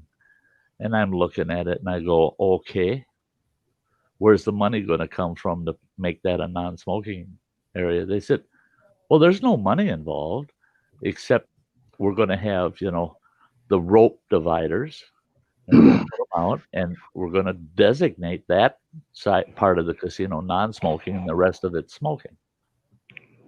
I said, no. If you want a non-smoking portion of the casino, you have to put up glass walls and have an open and closing door situation, and that's got to have a negative air pressure in that room so that you can pull that smoke up through the air handlers.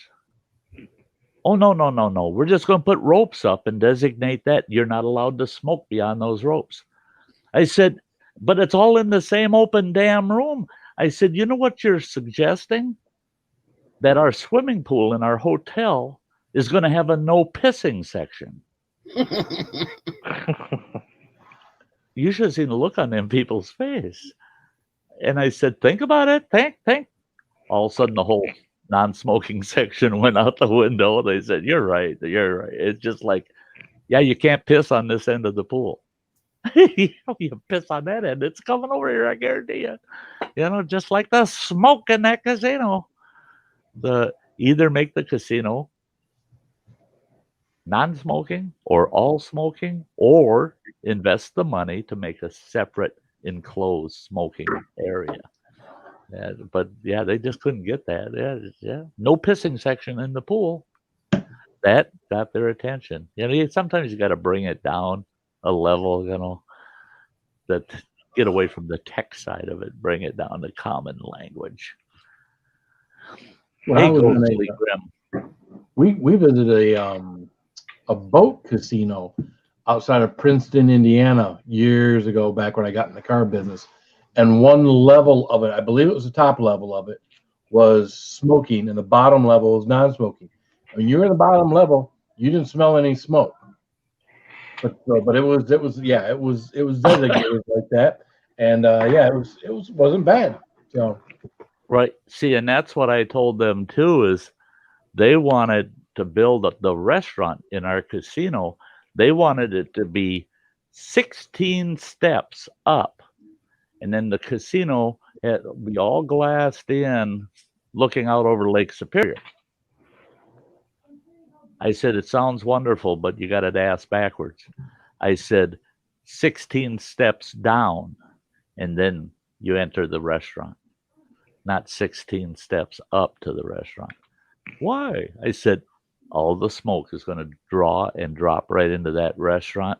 I said, and our restaurant will be non-smoking, so no, it has to be 16 steps down, not 16 steps up. And that, there's there's physics involved, and people never complained in the restaurant. They said, oh yeah, we can come in, and the way they had an access to the restaurant that was non-smoking all the way from the front doors all the way to the restaurant. And they get into the restaurant. They said we never had customer complaints. Oh, candy cigarettes, shit. Yeah. The pandemic because it was teaching kids to smoke. Mm-hmm. We had the ones that were wrapped in paper. It was bubble gum wrapped in paper, and it had powdered sugar between the bubble gum and the paper, and you put it in your mouth and blow on it, and smoke would come out the end. We had them candy cigarettes, and we had chocolate ones, what looked like a proper cigarette, but it had chocolate in the middle. Oh yeah.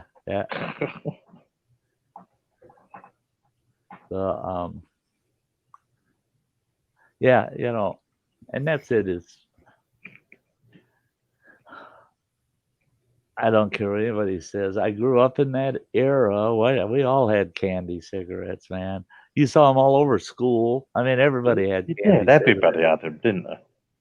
I never smoked a cigarette because of candy cigarettes. Never one. It's like movies, isn't it? It's the same way you wouldn't say about movies. Oh, the band needs movies because the kids are copying them. I said, hold on, I was watching scary movies from the age of 5. I didn't go think about going out killing anybody. That's right. I mean, I don't know. We come from different worlds than the rest of the world, because me too. My dad, he basically said, yeah, as long as it's not pornographic, kids can watch it. Well, my mother, you couldn't watch The Twilight Zone or The Outer Limits, anything like that. But I'd get up and I'd sneak and I'd have my door just cracked open and lay on the floor, and I could just see the TV and watch it every night when my dad's sitting in there watching it. A couple times I got smacked in the forehead with the door when my mother'd come and, what's that door doing open? She'd open it, smack me in the face. You get your butt to bed. You can't be watching that rotten stuff. And my dad would just laugh. And he'd tell me, you got to be a little more, stealthy when you're doing that. My dad used to let me watch them with him. And he said, the only way I've learned facts from fiction. Well, my dad, I'd sit there right next to him, and we'd watch Jackie Gleason, The Honeymooners. And when he'd go, pow, to the moon, Alice, I mean, you're going to hit your wife like that? I never punched my wife, said to the moon. I should have a few times. But even though I watched it for years, I never learned to hit women because I watched that, and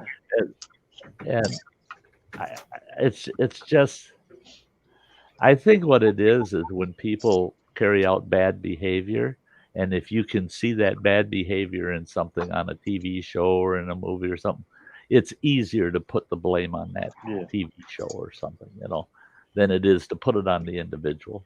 Like the band Tom and Jerry, too violent. Popeye the Sailor Man, too violent. What's this day and age coming to? It wasn't violent when I was younger. Well, and that, okay, it takes us back to cartoons. I mean, God almighty, all of the Warner Brother cartoons, and the Roadrunner, Bugs Bunny, Elmer Fudd, and all that, all the violence in those cartoons. But you didn't see us running around with a shotgun, hurting ourselves, and never once putting a scratch on the rabbit. But yet the rabbit was allowed to blow your ass all up. I mean, so they're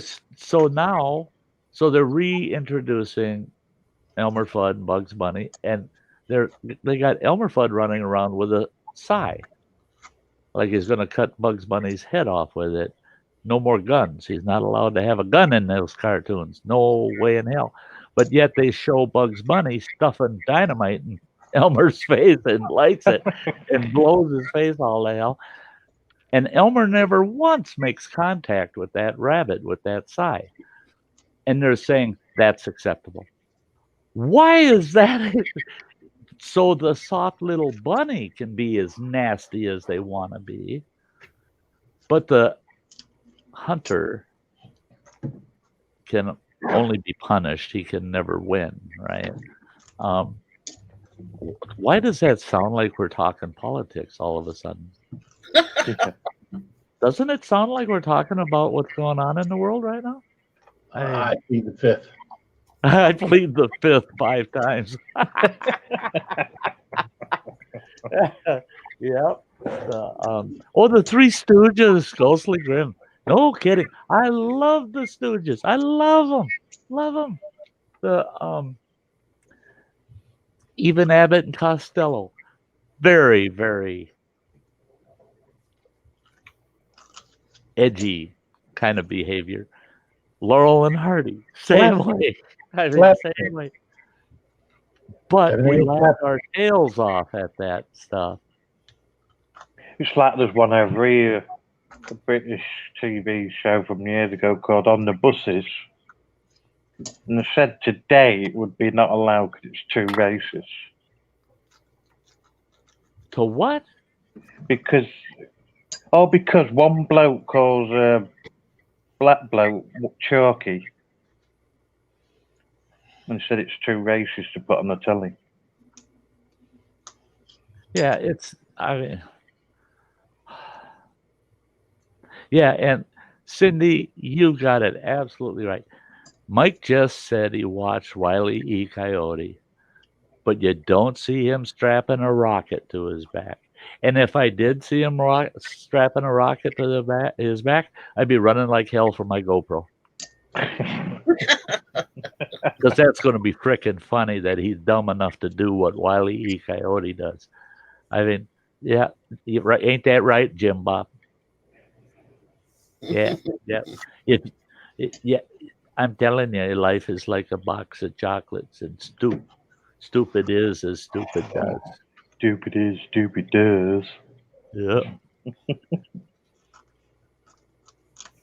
Oh yeah, Blazing Saddles. That's I saw a post where somebody said obviously the liberals haven't seen Blazing Saddles yet. Yeah, that'll be the next one. I ain't seen that one for a long time. Blazing Saddles. Yeah, I watched it about 2 months ago. Yeah, again, for God knows how many times. Cindy would be videoing it too. Yeah, well, laughing her own ass off. And the thing is it would be very good video content for YouTube. Yeah. What's Beans in the background yelling, "Do it, you coward!" Foghorn Leghorn. Oh, Leghorn, yeah. I tell you something, boy. If you're going to catch chickens, here's what you got to do. Yes. Yep. Easy with the firecracker under his ass. Well, my uncle was a game developer, and he developed a few games for a couple of different game companies and board games. And he developed one that was an awesome, neat game that they would have been able to mass produce. But now today it wouldn't have been appropriate because there would have been a choking hazard, Some kid might choke on a piece of the game. But it was called King of the Hunt. And as you play it, you had these gun-shaped tubes that had these plastic pellets in it. And in the center of the board, it was a volcano, and it had all these different slots all the way around. And inside that volcano, there was a cone-shaped insert. And I can't remember all of the play, but you get a certain card, and it was a King of the Hunt card, and you'd take one of your guns. Each person's got 10 of those for the game. You pour it down that chute, and those pellets would distribute through that volcano and then pop out, and they'd pop into different, like you missed, or you wounded the animal, or you shot a water buffalo, and you got points. Some of them would take points away from you, some would give points. It was an awesome game. We loved it. Us kids loved it. And he submitted it for consideration. Every single toy company out there started scrambling to buy the rights from him for it. They bought the rights for it from him for 20 grand, paid him $20,000. Within 4 years of them buying the rights, all of a sudden, no. Too violent. Can't have it. You're playing with guns. No, you're not. You're playing with these little plastic tubes that kind of look like a gun. And you're dumping little plastic pellets down this. It was just absolutely ridiculous. My uncle said, "Thank God I made my money off of it." Yeah. They're stuck with copyright and patent, trademark and patent on it. They can live with it, you know. That's and yelling at you to wake up, Phil.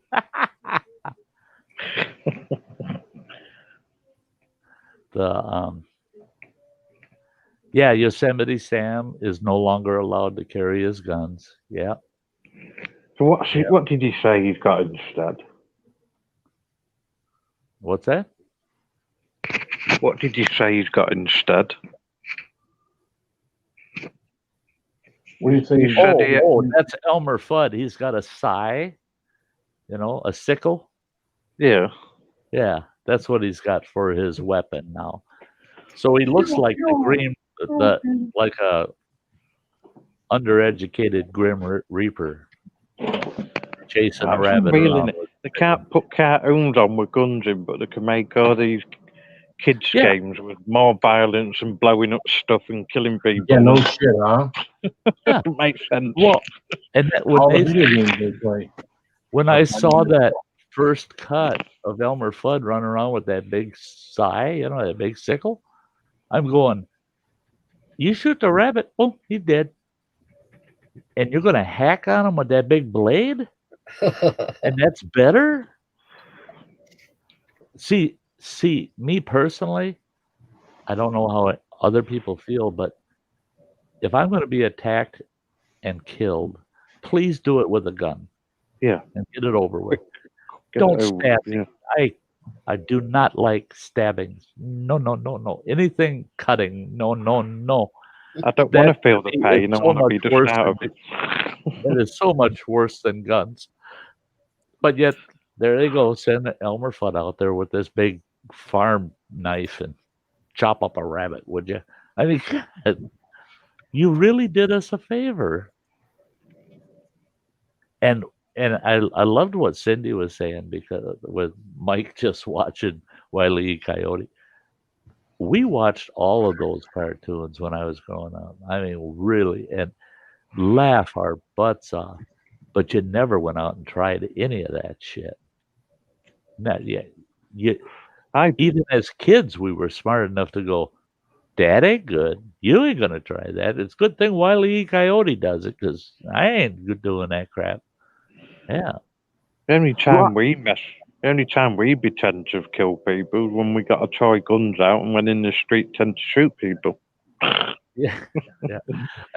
Ghostly Grim, lawn darts not allowed. Okay, so they come out with these lawn darts that got the rubber head on them, soft, like they're Nerfy. They just bounce off your head if you get hit with one. But I always said, okay, if they're going to outlaw lawn darts for the public to use with that big old sharp tip on them buggers. Now, this is ridiculous, because in our community, in the 70s, some goofball stabbed his brother in the back by throwing a lawn dart at him, and it stuck right in the guy's back. That's bad stuff. But I said what they should do is where there's death penalties, they should take everybody off of death row once a week and they put them out like on a soccer field that's just covered with lawn darts. And it's whoever walks off the field last gets a reprieve. And he just has to serve life in prison. And they just start whipping, and you're not allowed to throw them at each other. You got to throw them up in the air. And you have them out there in their boxer shorts, so there's no chance of protection, you know. Yeah. Once a month, have a lawn dart competition for all the people on death row. Put them all out there, and may the best dart win, you know. I think there's still a purpose for lawn darts, I think. Yeah. They are dangerous. I got a dog with one time. Oh yeah, they were dangerous, man.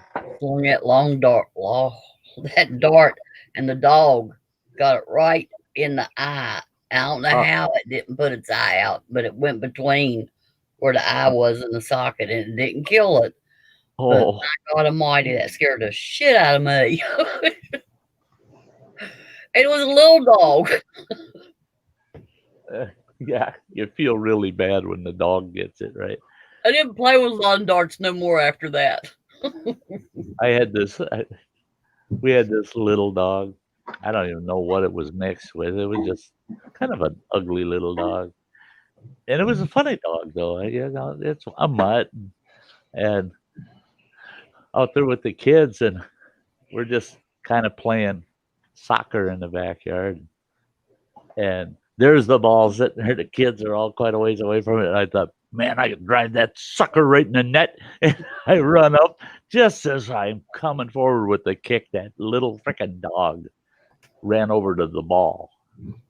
And I kicked that dog halfway across the yard. I'm just like, oh my God, I just kicked that poor dog.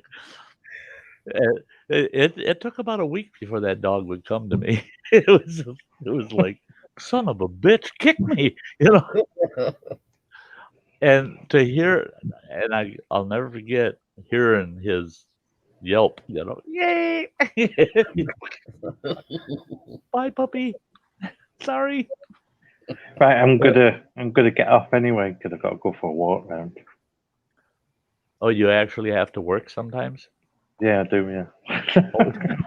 I gotta go to bed. Hey, thanks, guys. Yeah, we're getting to the 2-hour mark, so I'll be wrapping her up too. So, Thanks hey, for have a having me good on. night, Joe. Thanks for hanging out, buddy. It's always great to have you here. Have a good night, everyone. I All right, got everyone. Good night, Phil. Yep. Get myself off of you. I Get know, yourself Joe. off of here? Or do you need help? There we go. It's because I made the screen bigger so I didn't see the chat because I had the chat on my computer. Yep. You will soon. You have a good one. Yeah, folks, we'll be wrapping it up here in a couple of minutes. It's a little earlier than usual. I got kind of a busy couple of days coming up, and I'm hoping I can call it an early night and get up bright and early tomorrow. Okay, that's crazy. I just wondered who Ghostly Grim was because everybody's saying hi and I didn't see nothing. I still don't see it on the YouTube side, but it all just come up on the StreamYard side, and now I can see them. Oh, really? Yeah. Yeah, I can see them on the YouTube side. That's weird. I never see the StreamYard chat unless there's a super chat or something. Then I'll jump over there so that I can put it up on the screen. Otherwise, I always got the YouTube pop out. So I'm following the YouTube. Yep, I had the YouTube pop out up, but I clicked something, then all of a sudden I seen all of those things from that person. Uh-huh. That's weird. Good night, Ghostly Graham. Oh yeah, you can't use cap guns anymore. It's weird because Dollar Tree still sells cap guns. Yep, they do. The ones with the little round plastic caps. Little cap gun revolvers they sell. The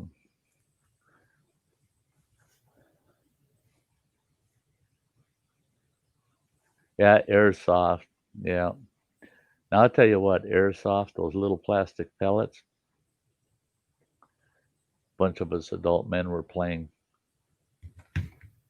It was a combination Russian roulette drinking game using airsoft. First time I lost on the Russian roulette side and shot myself in the forehead with an airsoft with the barrel right up against my forehead. I found out they aren't that soft. I said, no, don't like this game. No, no, no, no, no. I thought, well, yeah, I can shoot myself with airsoft. Well, yeah, but it still hurts. Joe, LOL, adult men. Yeah, I know. I know. Adult men can be quite childish at times. Yeah. Sparklers, yeah, we have sparklers up here. Hell, you could buy the 3-footers up here. They're 3 feet long and quarter of an inch around. Well, you can buy full mortar kits here up to a 3-inch mortar. Yeah, fireworks up here you can buy just about anything. The only thing that you're not allowed to purchase up here is commercial grade fireworks.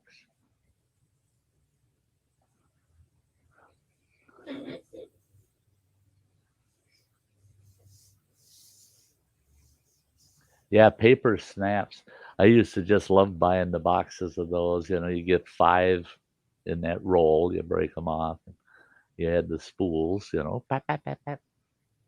But what made those fun is a concrete sidewalk, a good hammer, and you put a whole roll down and you hit the whole roll at once.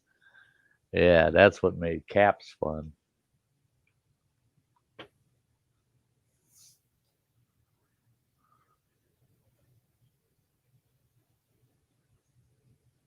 Oh yeah.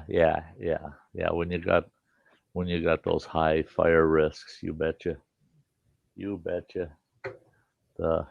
I was amazed here in Wisconsin we didn't have a single high risk advisory all Mike said summer. drop them in the basement. What's that? Mike said drop them in the basement. I'll drop them on his head. I'll drop them on his head. There. Boink, boink. But yeah, it was really, for me, it was just amazing that we never had a single fire advisory this year. It stayed damp enough all season. I don't think we ever went over 1 week without some level of rain. We didn't have huge flooding downpours, but a couple of times. Otherwise, it was just a nice level of rain throughout the summer that kept everything moist. And I'm hoping for that next year when I host that campground. I'm hoping the fire danger stays completely down and it's low constantly.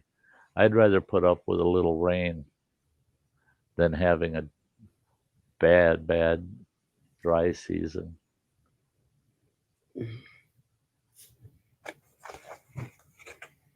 Yeah, isn't that a bummer when you can see those flames from the fires?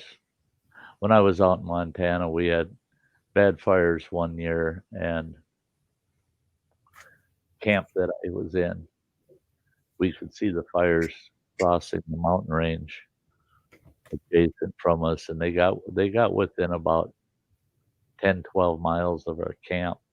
And boy, that's all you did was watch, waiting for that wind to change.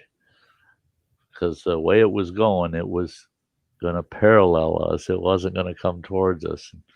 One wind change, and yeah, we would have been scrambling to get the hell out of Dodge.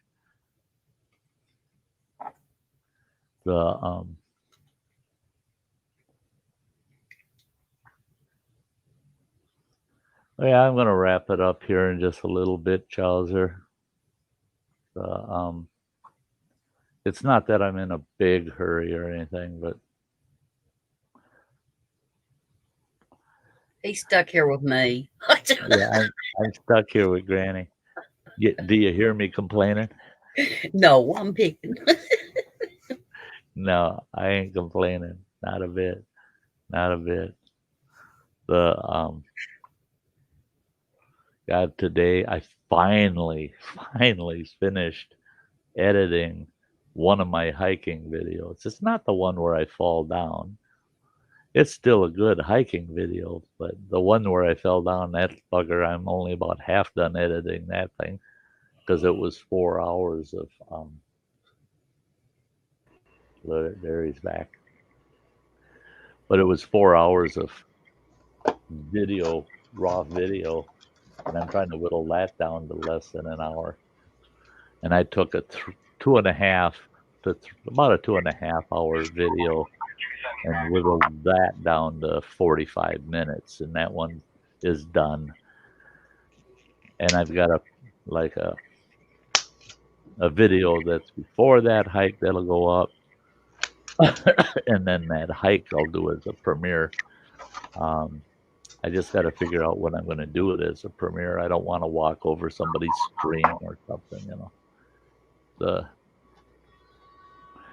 What's weird is I've been finding that it seems like premieres that are done during the week, mid-afternoon during the week, are drawing more viewers than one that's done mid-afternoon on a Saturday or a Sunday. And I think it's because it's getting so close to winter that everybody's trying to be out somewhere on the weekends while they still can. Done. Yep. Yeah, while they still can. So it's, and Mike said 4 hours of falling down. No, no. Sorry, no. I could take that fall down and just put it on a loop and let you watch it for 4 hours if you want. Mike's nodding his head. Yeah, I could handle that. Yeah, just have it going in the background. Look every once in a while. Yeah, that's good background entertainment. Hey, Alexander. But yeah, I figured I'd do that 45-minute as a premiere, so it's more like a live, you know. I still got so damn much raw footage from that 2-week camp and it didn't feel like I did that much video stuff out there, but I did more than I really knew. Yeah, Hunt for Eat would be like live action Looney Tunes. Yeah.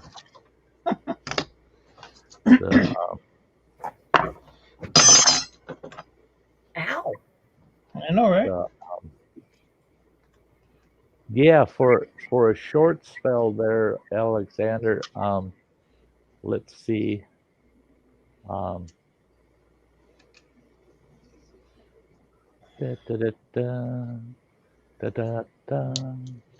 it'd be nice to hear what you're up to. I just gotta find you over here. There he is. There you go.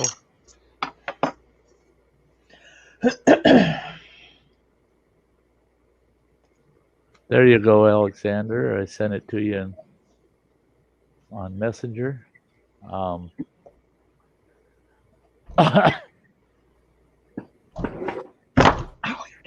Shit.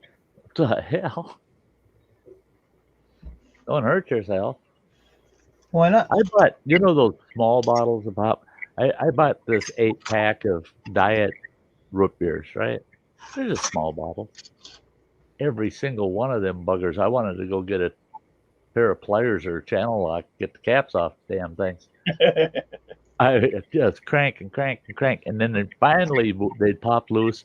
And then, of course, that ring that's supposed to break away, that comes right off with the cap. Those were and I got to thinking that maybe somebody was going in the store and cranking them as tight as they could just as a prank, because that whole 8-pack was like that. There That's you a go. good idea.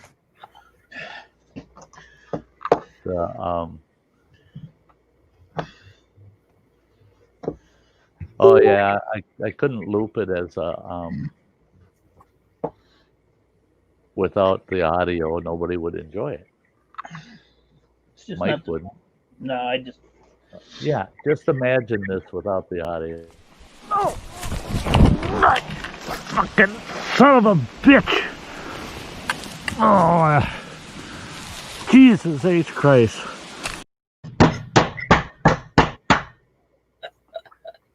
Just would not have been the same. No.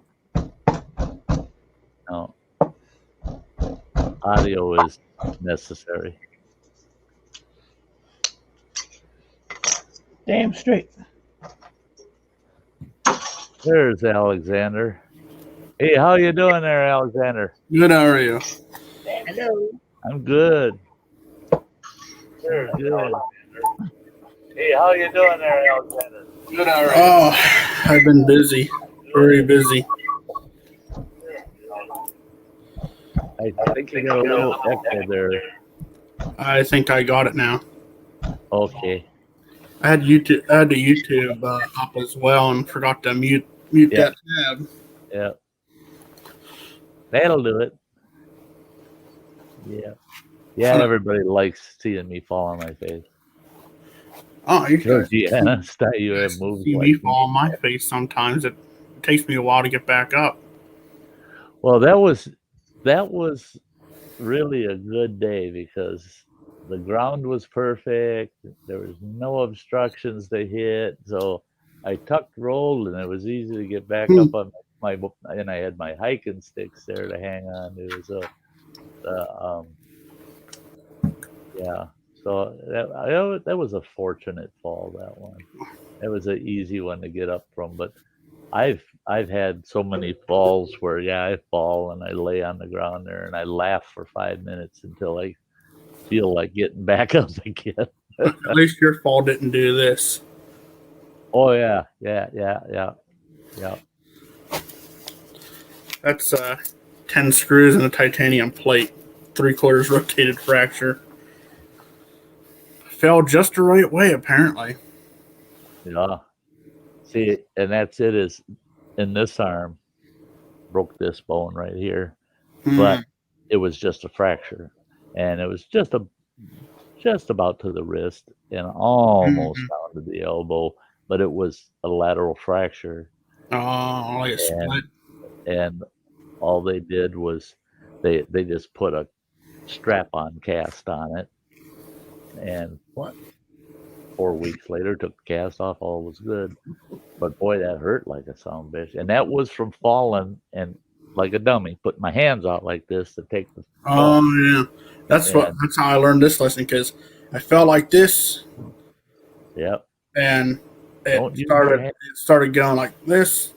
Yep. And tumble. Yep. They said that's the old fist. That's the old tuck, drop, and roll, don't think you're gonna save yourself from falling. You're better off just protecting yourself and taking the fall. There ain't no winning against gravity. Yeah.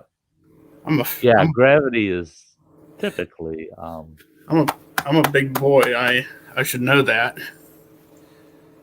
I was like my buddy's I never seen nobody fall like that. It's like a bison just got shot out in the west and fell right on his face. Yeah. You calling me fat? Yeah. I agree. Yeah. It wouldn't hurt so much if I would just lose some damn weight.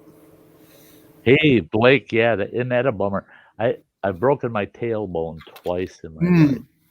And I tell you what, out of all broken bones, that damn tailbone, what it does is it just messes your life up because you can't put a cast on it. And I tell you what, those donuts, those hemorrhoid donuts, they help. They don't take the pain away. They just help. make it just a little less.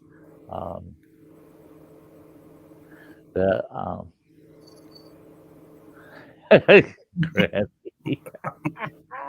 I just seen that too.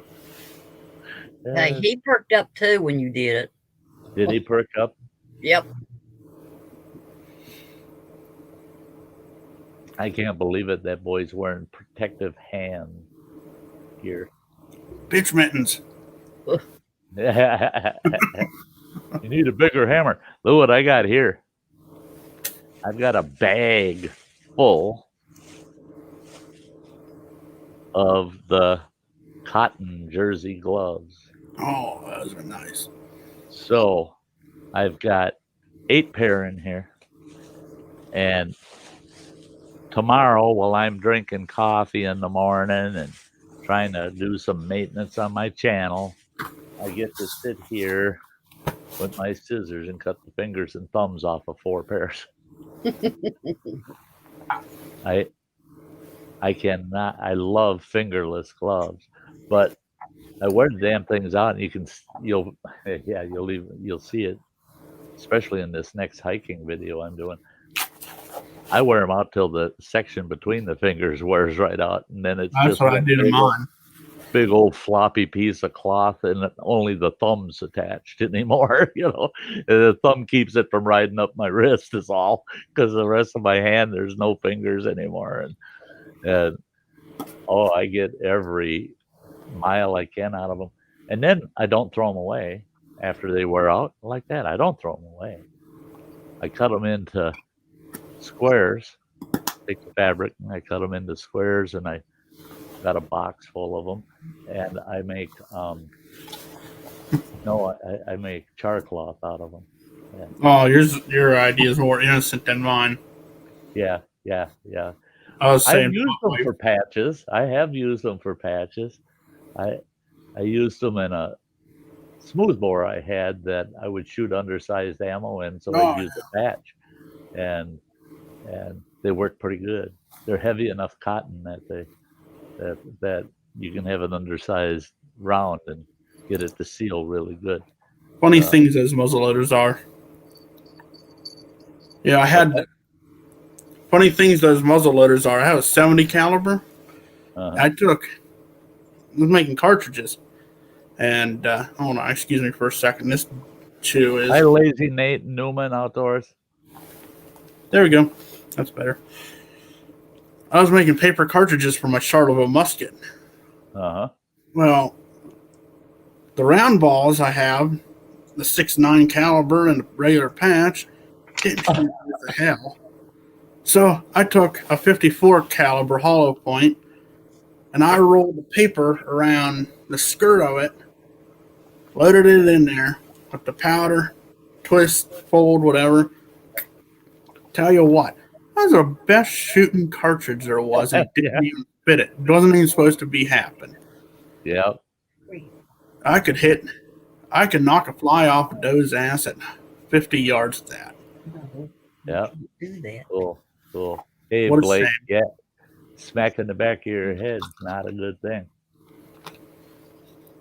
Not a good thing. I've done that. Boom. Back of my head. Smack hard on the ground. Ooh. I've been hitting the back of my head way too many times. Probably the reason why I'm the way I am. Yeah. I used to always consider those instant IQ drops, Yeah. Crazy makers. That's what I call them. Yeah. I get a little more crazy every time. So what the hell is it you're working on there, Mike? That one of those, huh? You're making a fly swatter? I'm taking the copper off the. I'm used to my camera being up there. When I went sideways, my camera fell off the top of my monitor, so I just left it later. I didn't feel like picking it up. I'm just taking the copper piece off the back of the CPU. That's why I got gloves on, because those pins really hurt when they go in your hand. Yeah.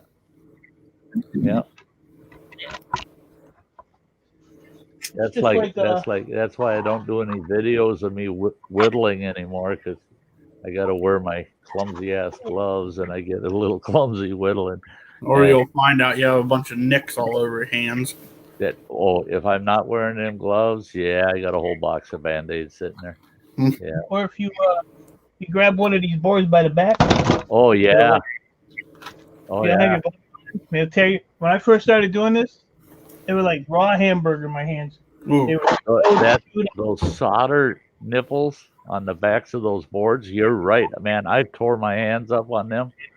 I accidentally, at my kid's house, I tripped, and he had a board upside down laying on the table there, and I landed on that with my hand, and the board hit there's like a raised edge on the table, hit that, and my hand slid on it. It was hamburger. It was bleeding all over. It'll shred you quick. I never thought that a motherboard could be dangerous. Oh yeah. Yeah. It'll make you bleed. Yeah, that motherboard ended up with an effer at the end of the description when I did that. Yeah. That hurt. I'll show you what I've been up to here, Sty. I found a new game to play, and holy crap. You know what happens when that happens. You want to play it. That's what happens. I've been staying the hell off of my PS4 other than to watch a few movies on Prime once in a while. Because I get embedded into a game and all I do is waste time or not get any sleep. I'm waiting for the 5 to come out. Oh, what the heck? That's what I've been doing. A trucking simulator? Yeah, American Truck Simulator. Oh, yeah. Give me 1 second. Yeah. Everybody keeps telling me, you need to try this simulator and that simulator. And I keep saying, no. I've tried, I've done some of the simulators. It's too much like work. Now I'll play, if it's a racing game or like GTA, you get in the car and fly all over the place and shit. I'll do that. But simulating it? Nah, that's like going to work. I don't want. There was that one, somebody, I think my kids got it, and where you're hauling freight through all this backcountry shit. I mean, it's like you're running through the woods. You got to get around swamps and all this other crap. I've played that one. And you got to winch from one truck to another to pull yourself through.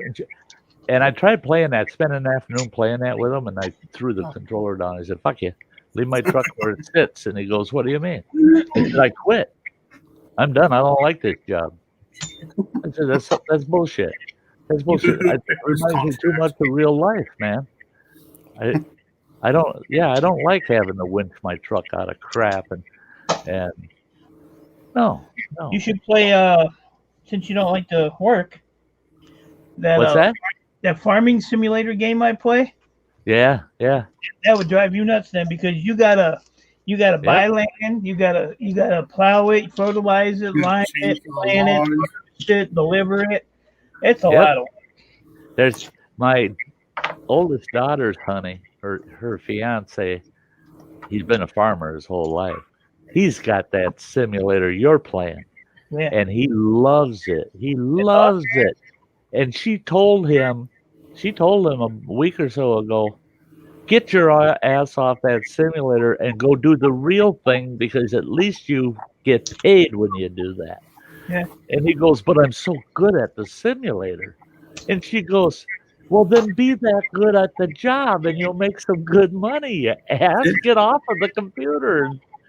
And it's actually a pretty educational game, because like if you plant your crops and harvest them and all that, you actually have to go like through the commodities market. Right. You have to market. Yeah, you have to go. I mean, it's a lot. I mean, it's actually a whole process. It's everything involved in running an agricultural operation. And that is that, and that's why I couldn't play something like that, because I'd get too damn into it, and it would end up being like a job. And I don't want to Yeah. go back. Yeah, metal music. You're right. 6 a.m. does come quick when you're playing games. It Yeah, sure it does. does. Yeah, I hate it, especially when you got to be up by 8. Yeah, I mean, it's just a bummer. Yeah. Yeah, I got a whole cup full of those copper caps, and Jeez. now they're gonna get melted. You're gonna put those in your own. Yeah, they'll be part of my for my melting when I ever get a minute to do it. I don't have time to do that crap. I have this big mess to clean up after you're done. That's all the boards I took apart sitting here. Jeez. Oh, Now I gotta go over there with the rest of them. I filled all those boxes up in 2 days. I've been working. I ain't been playing. Yeah, I know. Every time I've seen you the last few days, you've been just pounding it. When you were taking all of those hard drives, towers and breaking them all down, I couldn't believe how many you could break down in an hour, man. You're just pounding. But if you look on the step, see all those black things? Those are all the hard drives I was doing. Oh yeah. There's the rest of them right there. And then all over here in these milk crates is shit I got done. But damn it. Still got a lot to do. I've got 8 of those milk crates, those black milk crates, just like those. And they're all needed for what they're being used for. I need 6 more for my trailer. And they caught me at the Dollar Tree out back by their dumpster. And they said, no, you can't take those milk crates. No, why? You're throwing them away. I said, they're out here at the dumpster. And they said, they're at, not in. Don't touch them. And I suppose. And they said, you can have all the pallets you want. I said, I don't need any pallets. I need those milk crates. And, oh, God, yeah. They caught me one day with half a dozen pop crates. The 24-bottle pop crates. I had a half a dozen of those in the back of my pickup truck. I said, you left them sitting out there. What the hell? Well, that's so that when Coke shows up, they can grab them. I said, oh, no, if they're that important, you should keep those indoors, Don't leave that shit sitting around over, They're out there when you close the store, so I figured, yeah, they're going in the dumpster,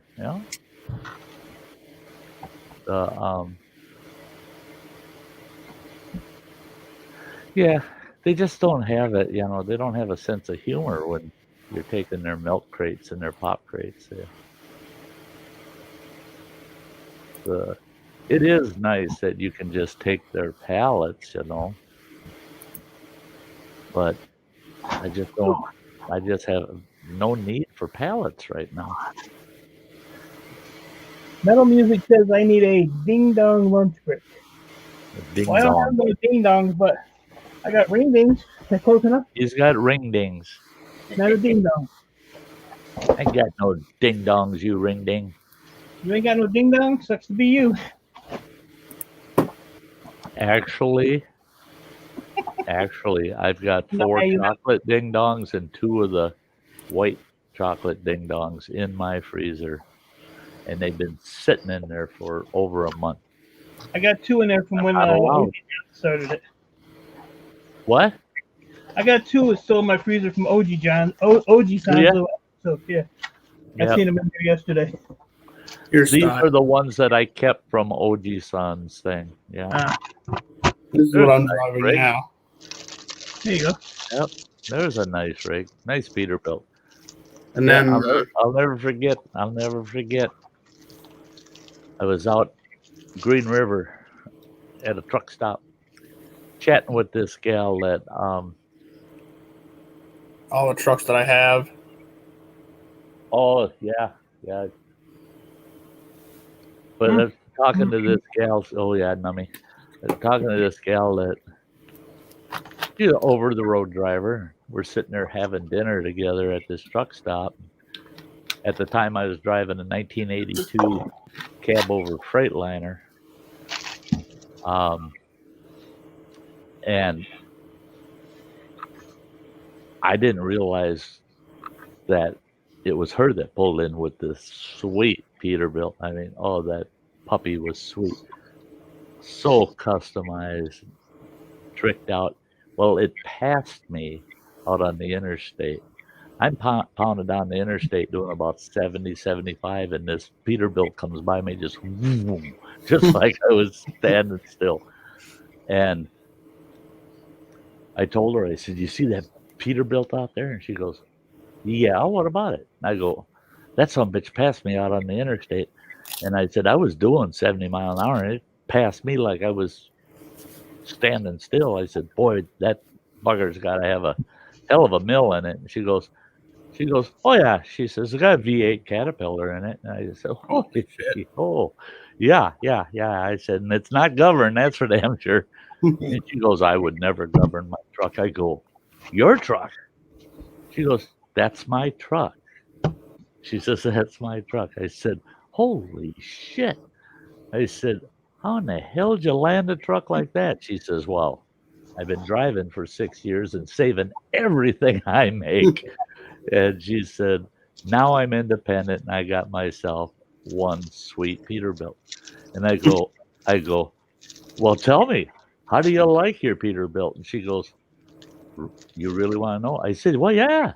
And she goes, about that long and about that big around. Yep.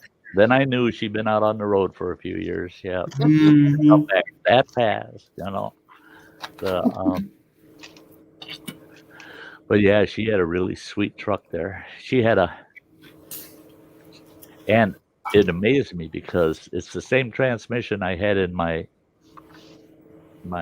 R model Mac, and that had a 433 Cummins in it. But she had the same transmission that Peterbilt. She had a 15-speed underdrive in that Peterbilt. Wow. So she could haul. I mean, she could easily with that truck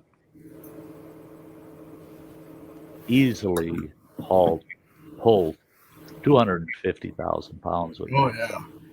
And with that underdrive, with no burden on that tranny at all.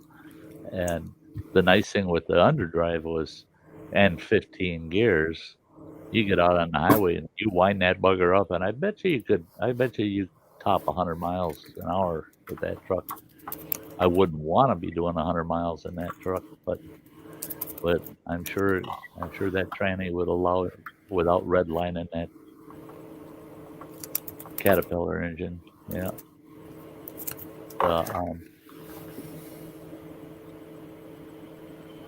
Long and thick. Yeah.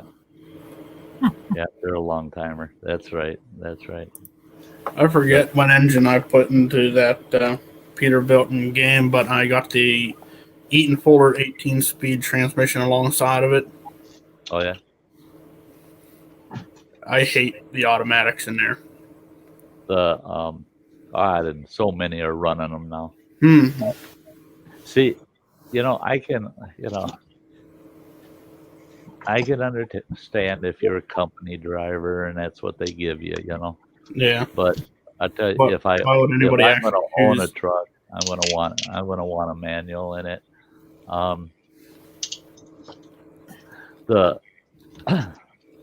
The one thing, and I know a lot of people get mad at me because it's just the way I feel. I would never own a Detroit diesel again, ever. That's something. Don't ever run your fuel tank dry on a Detroit diesel. You're going to be out there for about 4 hours, pulling all the injectors, changing fill filters 3 times. All that crap. Shit you're going to suck out of them tanks. And then having to pressurize. You better have a good compressor with you, not your truck compressor. You better have an independent compressor because you're going to have to pressurize all those injectors before you even get that sumbitch to pop off. And then it's going to run like shit for about 45 minutes before it finally slows out.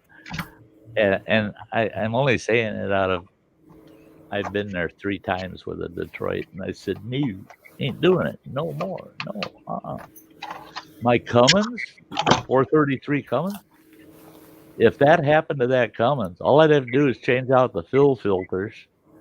And what if I got clean fuel making it to the filters?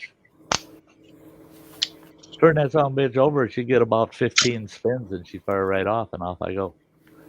And never had that issue with the Cummins, but boy, I sure did with the Detroits. I'll be talking about my hometown. The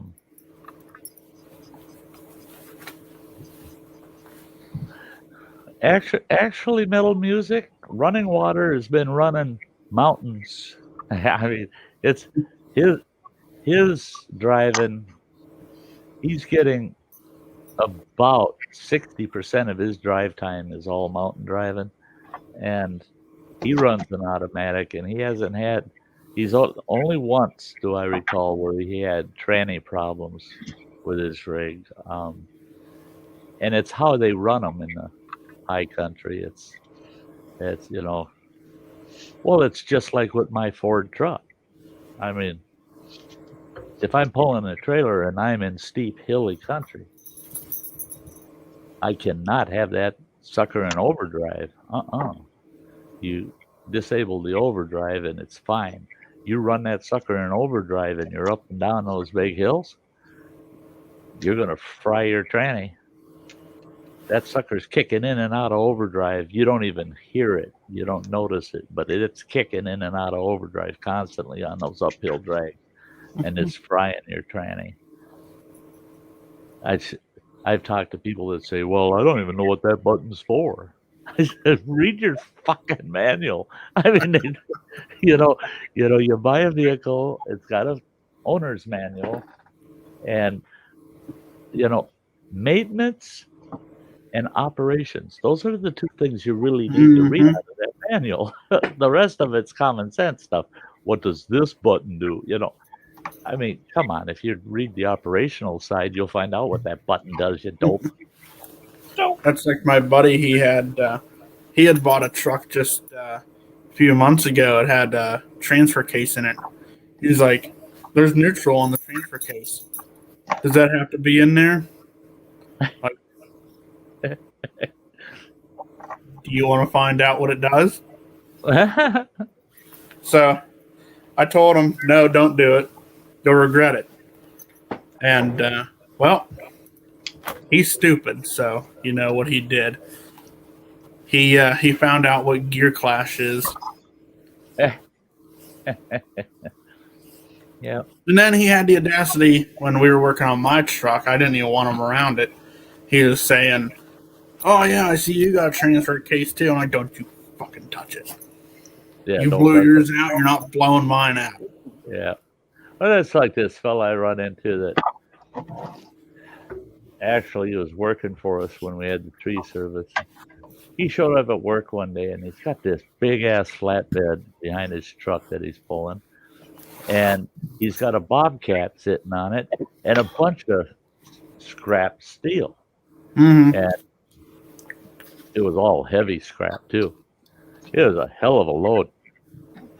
And I could hear when he was pulling in. He pulls in, and I go, especially when he turned into the driveway, into our yard, our truck yard, I could hear the front end. He parks, and I go, hey, moron. He goes, why are you calling me a moron today? I said, you running that truck in 4-wheel low? Well, yeah. I said, you live 45 miles away from here. You didn't run that son of a bitch from your place to here in 4 low, did you? Well, yeah. I said, that's all state highway. I said, you didn't get over 35, 40 miles an hour with that son of a bitch, did you? He goes, what do you mean? It's 65 miles an hour down that road. I said, no, you didn't. He goes, well, yeah. And I said, why? And he goes, because of that big-ass load I got. he says, to have all four wheels pulling, he says, makes a hell of a difference. I said, until you blow that fucking tranny out of your fucking truck. I bet you he don't have 4 low no more. No, that he found out about a week later when it finally, the transfer case went on it. And I told him, I said, you cannot be doing. Well, and then too, his tires were half shot. I mean, fairly new tires, and they were half shot. Because he's driving, I mean, it's the middle of the summer, hot blacktop he's driving. Mm-hmm. And he's running 60, 65 miles an hour and 4 low. Makes his own diesel power 12 hours later.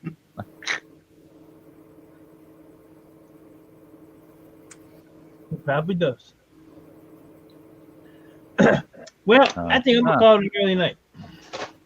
You did what? I think I'm going to call it an early night. I think it's time for us to call it a night ourselves. You know what I've noticed? I don't care whose panel I'm on. When I say I'm leaving, everybody shuts down. Could be a coincidence. Oh, really? Yeah, everybody. No matter what panel I'm on. Well, I'm going to leave, guys. Yeah, we're just getting ready to leave, too. Well, it may not be the host's fault on that. You might have it figured out what their limit is. You know what I mean? Oh, yeah. So you're leaving, Mike? That's good. Now I can relax. Now I can go relax. I've reached my limit. It's a good time to call What it. What was it last night when Mike left there? Because I was still like in the chat. Yeah, like, oh, Mike leaves, everybody gets quiet. Yeah. I don't remember who streamed. I was in Raphael Scrapper's stream and I was in K&D Scrapping stream last night. One of them. And then Bruce Napier, he went in there. He's like, "Oh, hey, Mike, fuck off." I told him I was leaving. He said, "All right, Mike, it's nice to see you. Fuck off." Yeah. I dropped off real quick, but I stayed in the chat. Uh-huh. I'm still talking shit. Hey. Yeah, with that, guys, why don't we go ahead and wrap this up? Like I said, I got an early day tomorrow, so this will work out for me, you know. By the way, before I go, that engine was a Cummins N14. Oh, there you go. There you go. Good old Cummins. Tough motors. Oh, yeah. Hey, all right, guys. Good night. Thanks for having me up for a little bit. You betcha. We'll catch you again soon, I hope. Oh, yeah. I'm going to be less busy here pretty soon. Yeah, tobacco harvest coming up. So. Yeah. Keep it coffee. So, panelists, Granny, thank you for being my anchor again tonight. Thank you so much. Mike. Yeah. What can we say, right? What can we say? You can say it. It's been a blast, Mike. Alexander, thanks for popping up. And everybody out in the chat, thank you so much for being here tonight. It was a fun night. I enjoyed tonight. Lots of stories up front, not just mine. We talked about all different types of things. Crazy Ann, get better. We miss you. Yeah, Ann, sweetie, you take care of yourself. And thank you so much, girl. Love you. Thanks for all of those stickers and the nice letter. Thank you. And we'll see all of you Thursday night. Watch for a couple of videos between now and then. I'll have something going up. I don't know for sure what, but I'll have something going up. That's for Blake Hurst. Hurst. There you go. There you go. You know, Blake deserves a good night also. Yeah. Hey, all of you out there, it's been awesome. Good night, everybody. And we'll see you Thursday night. Night all. Good night, folks. Bye-bye. Bye.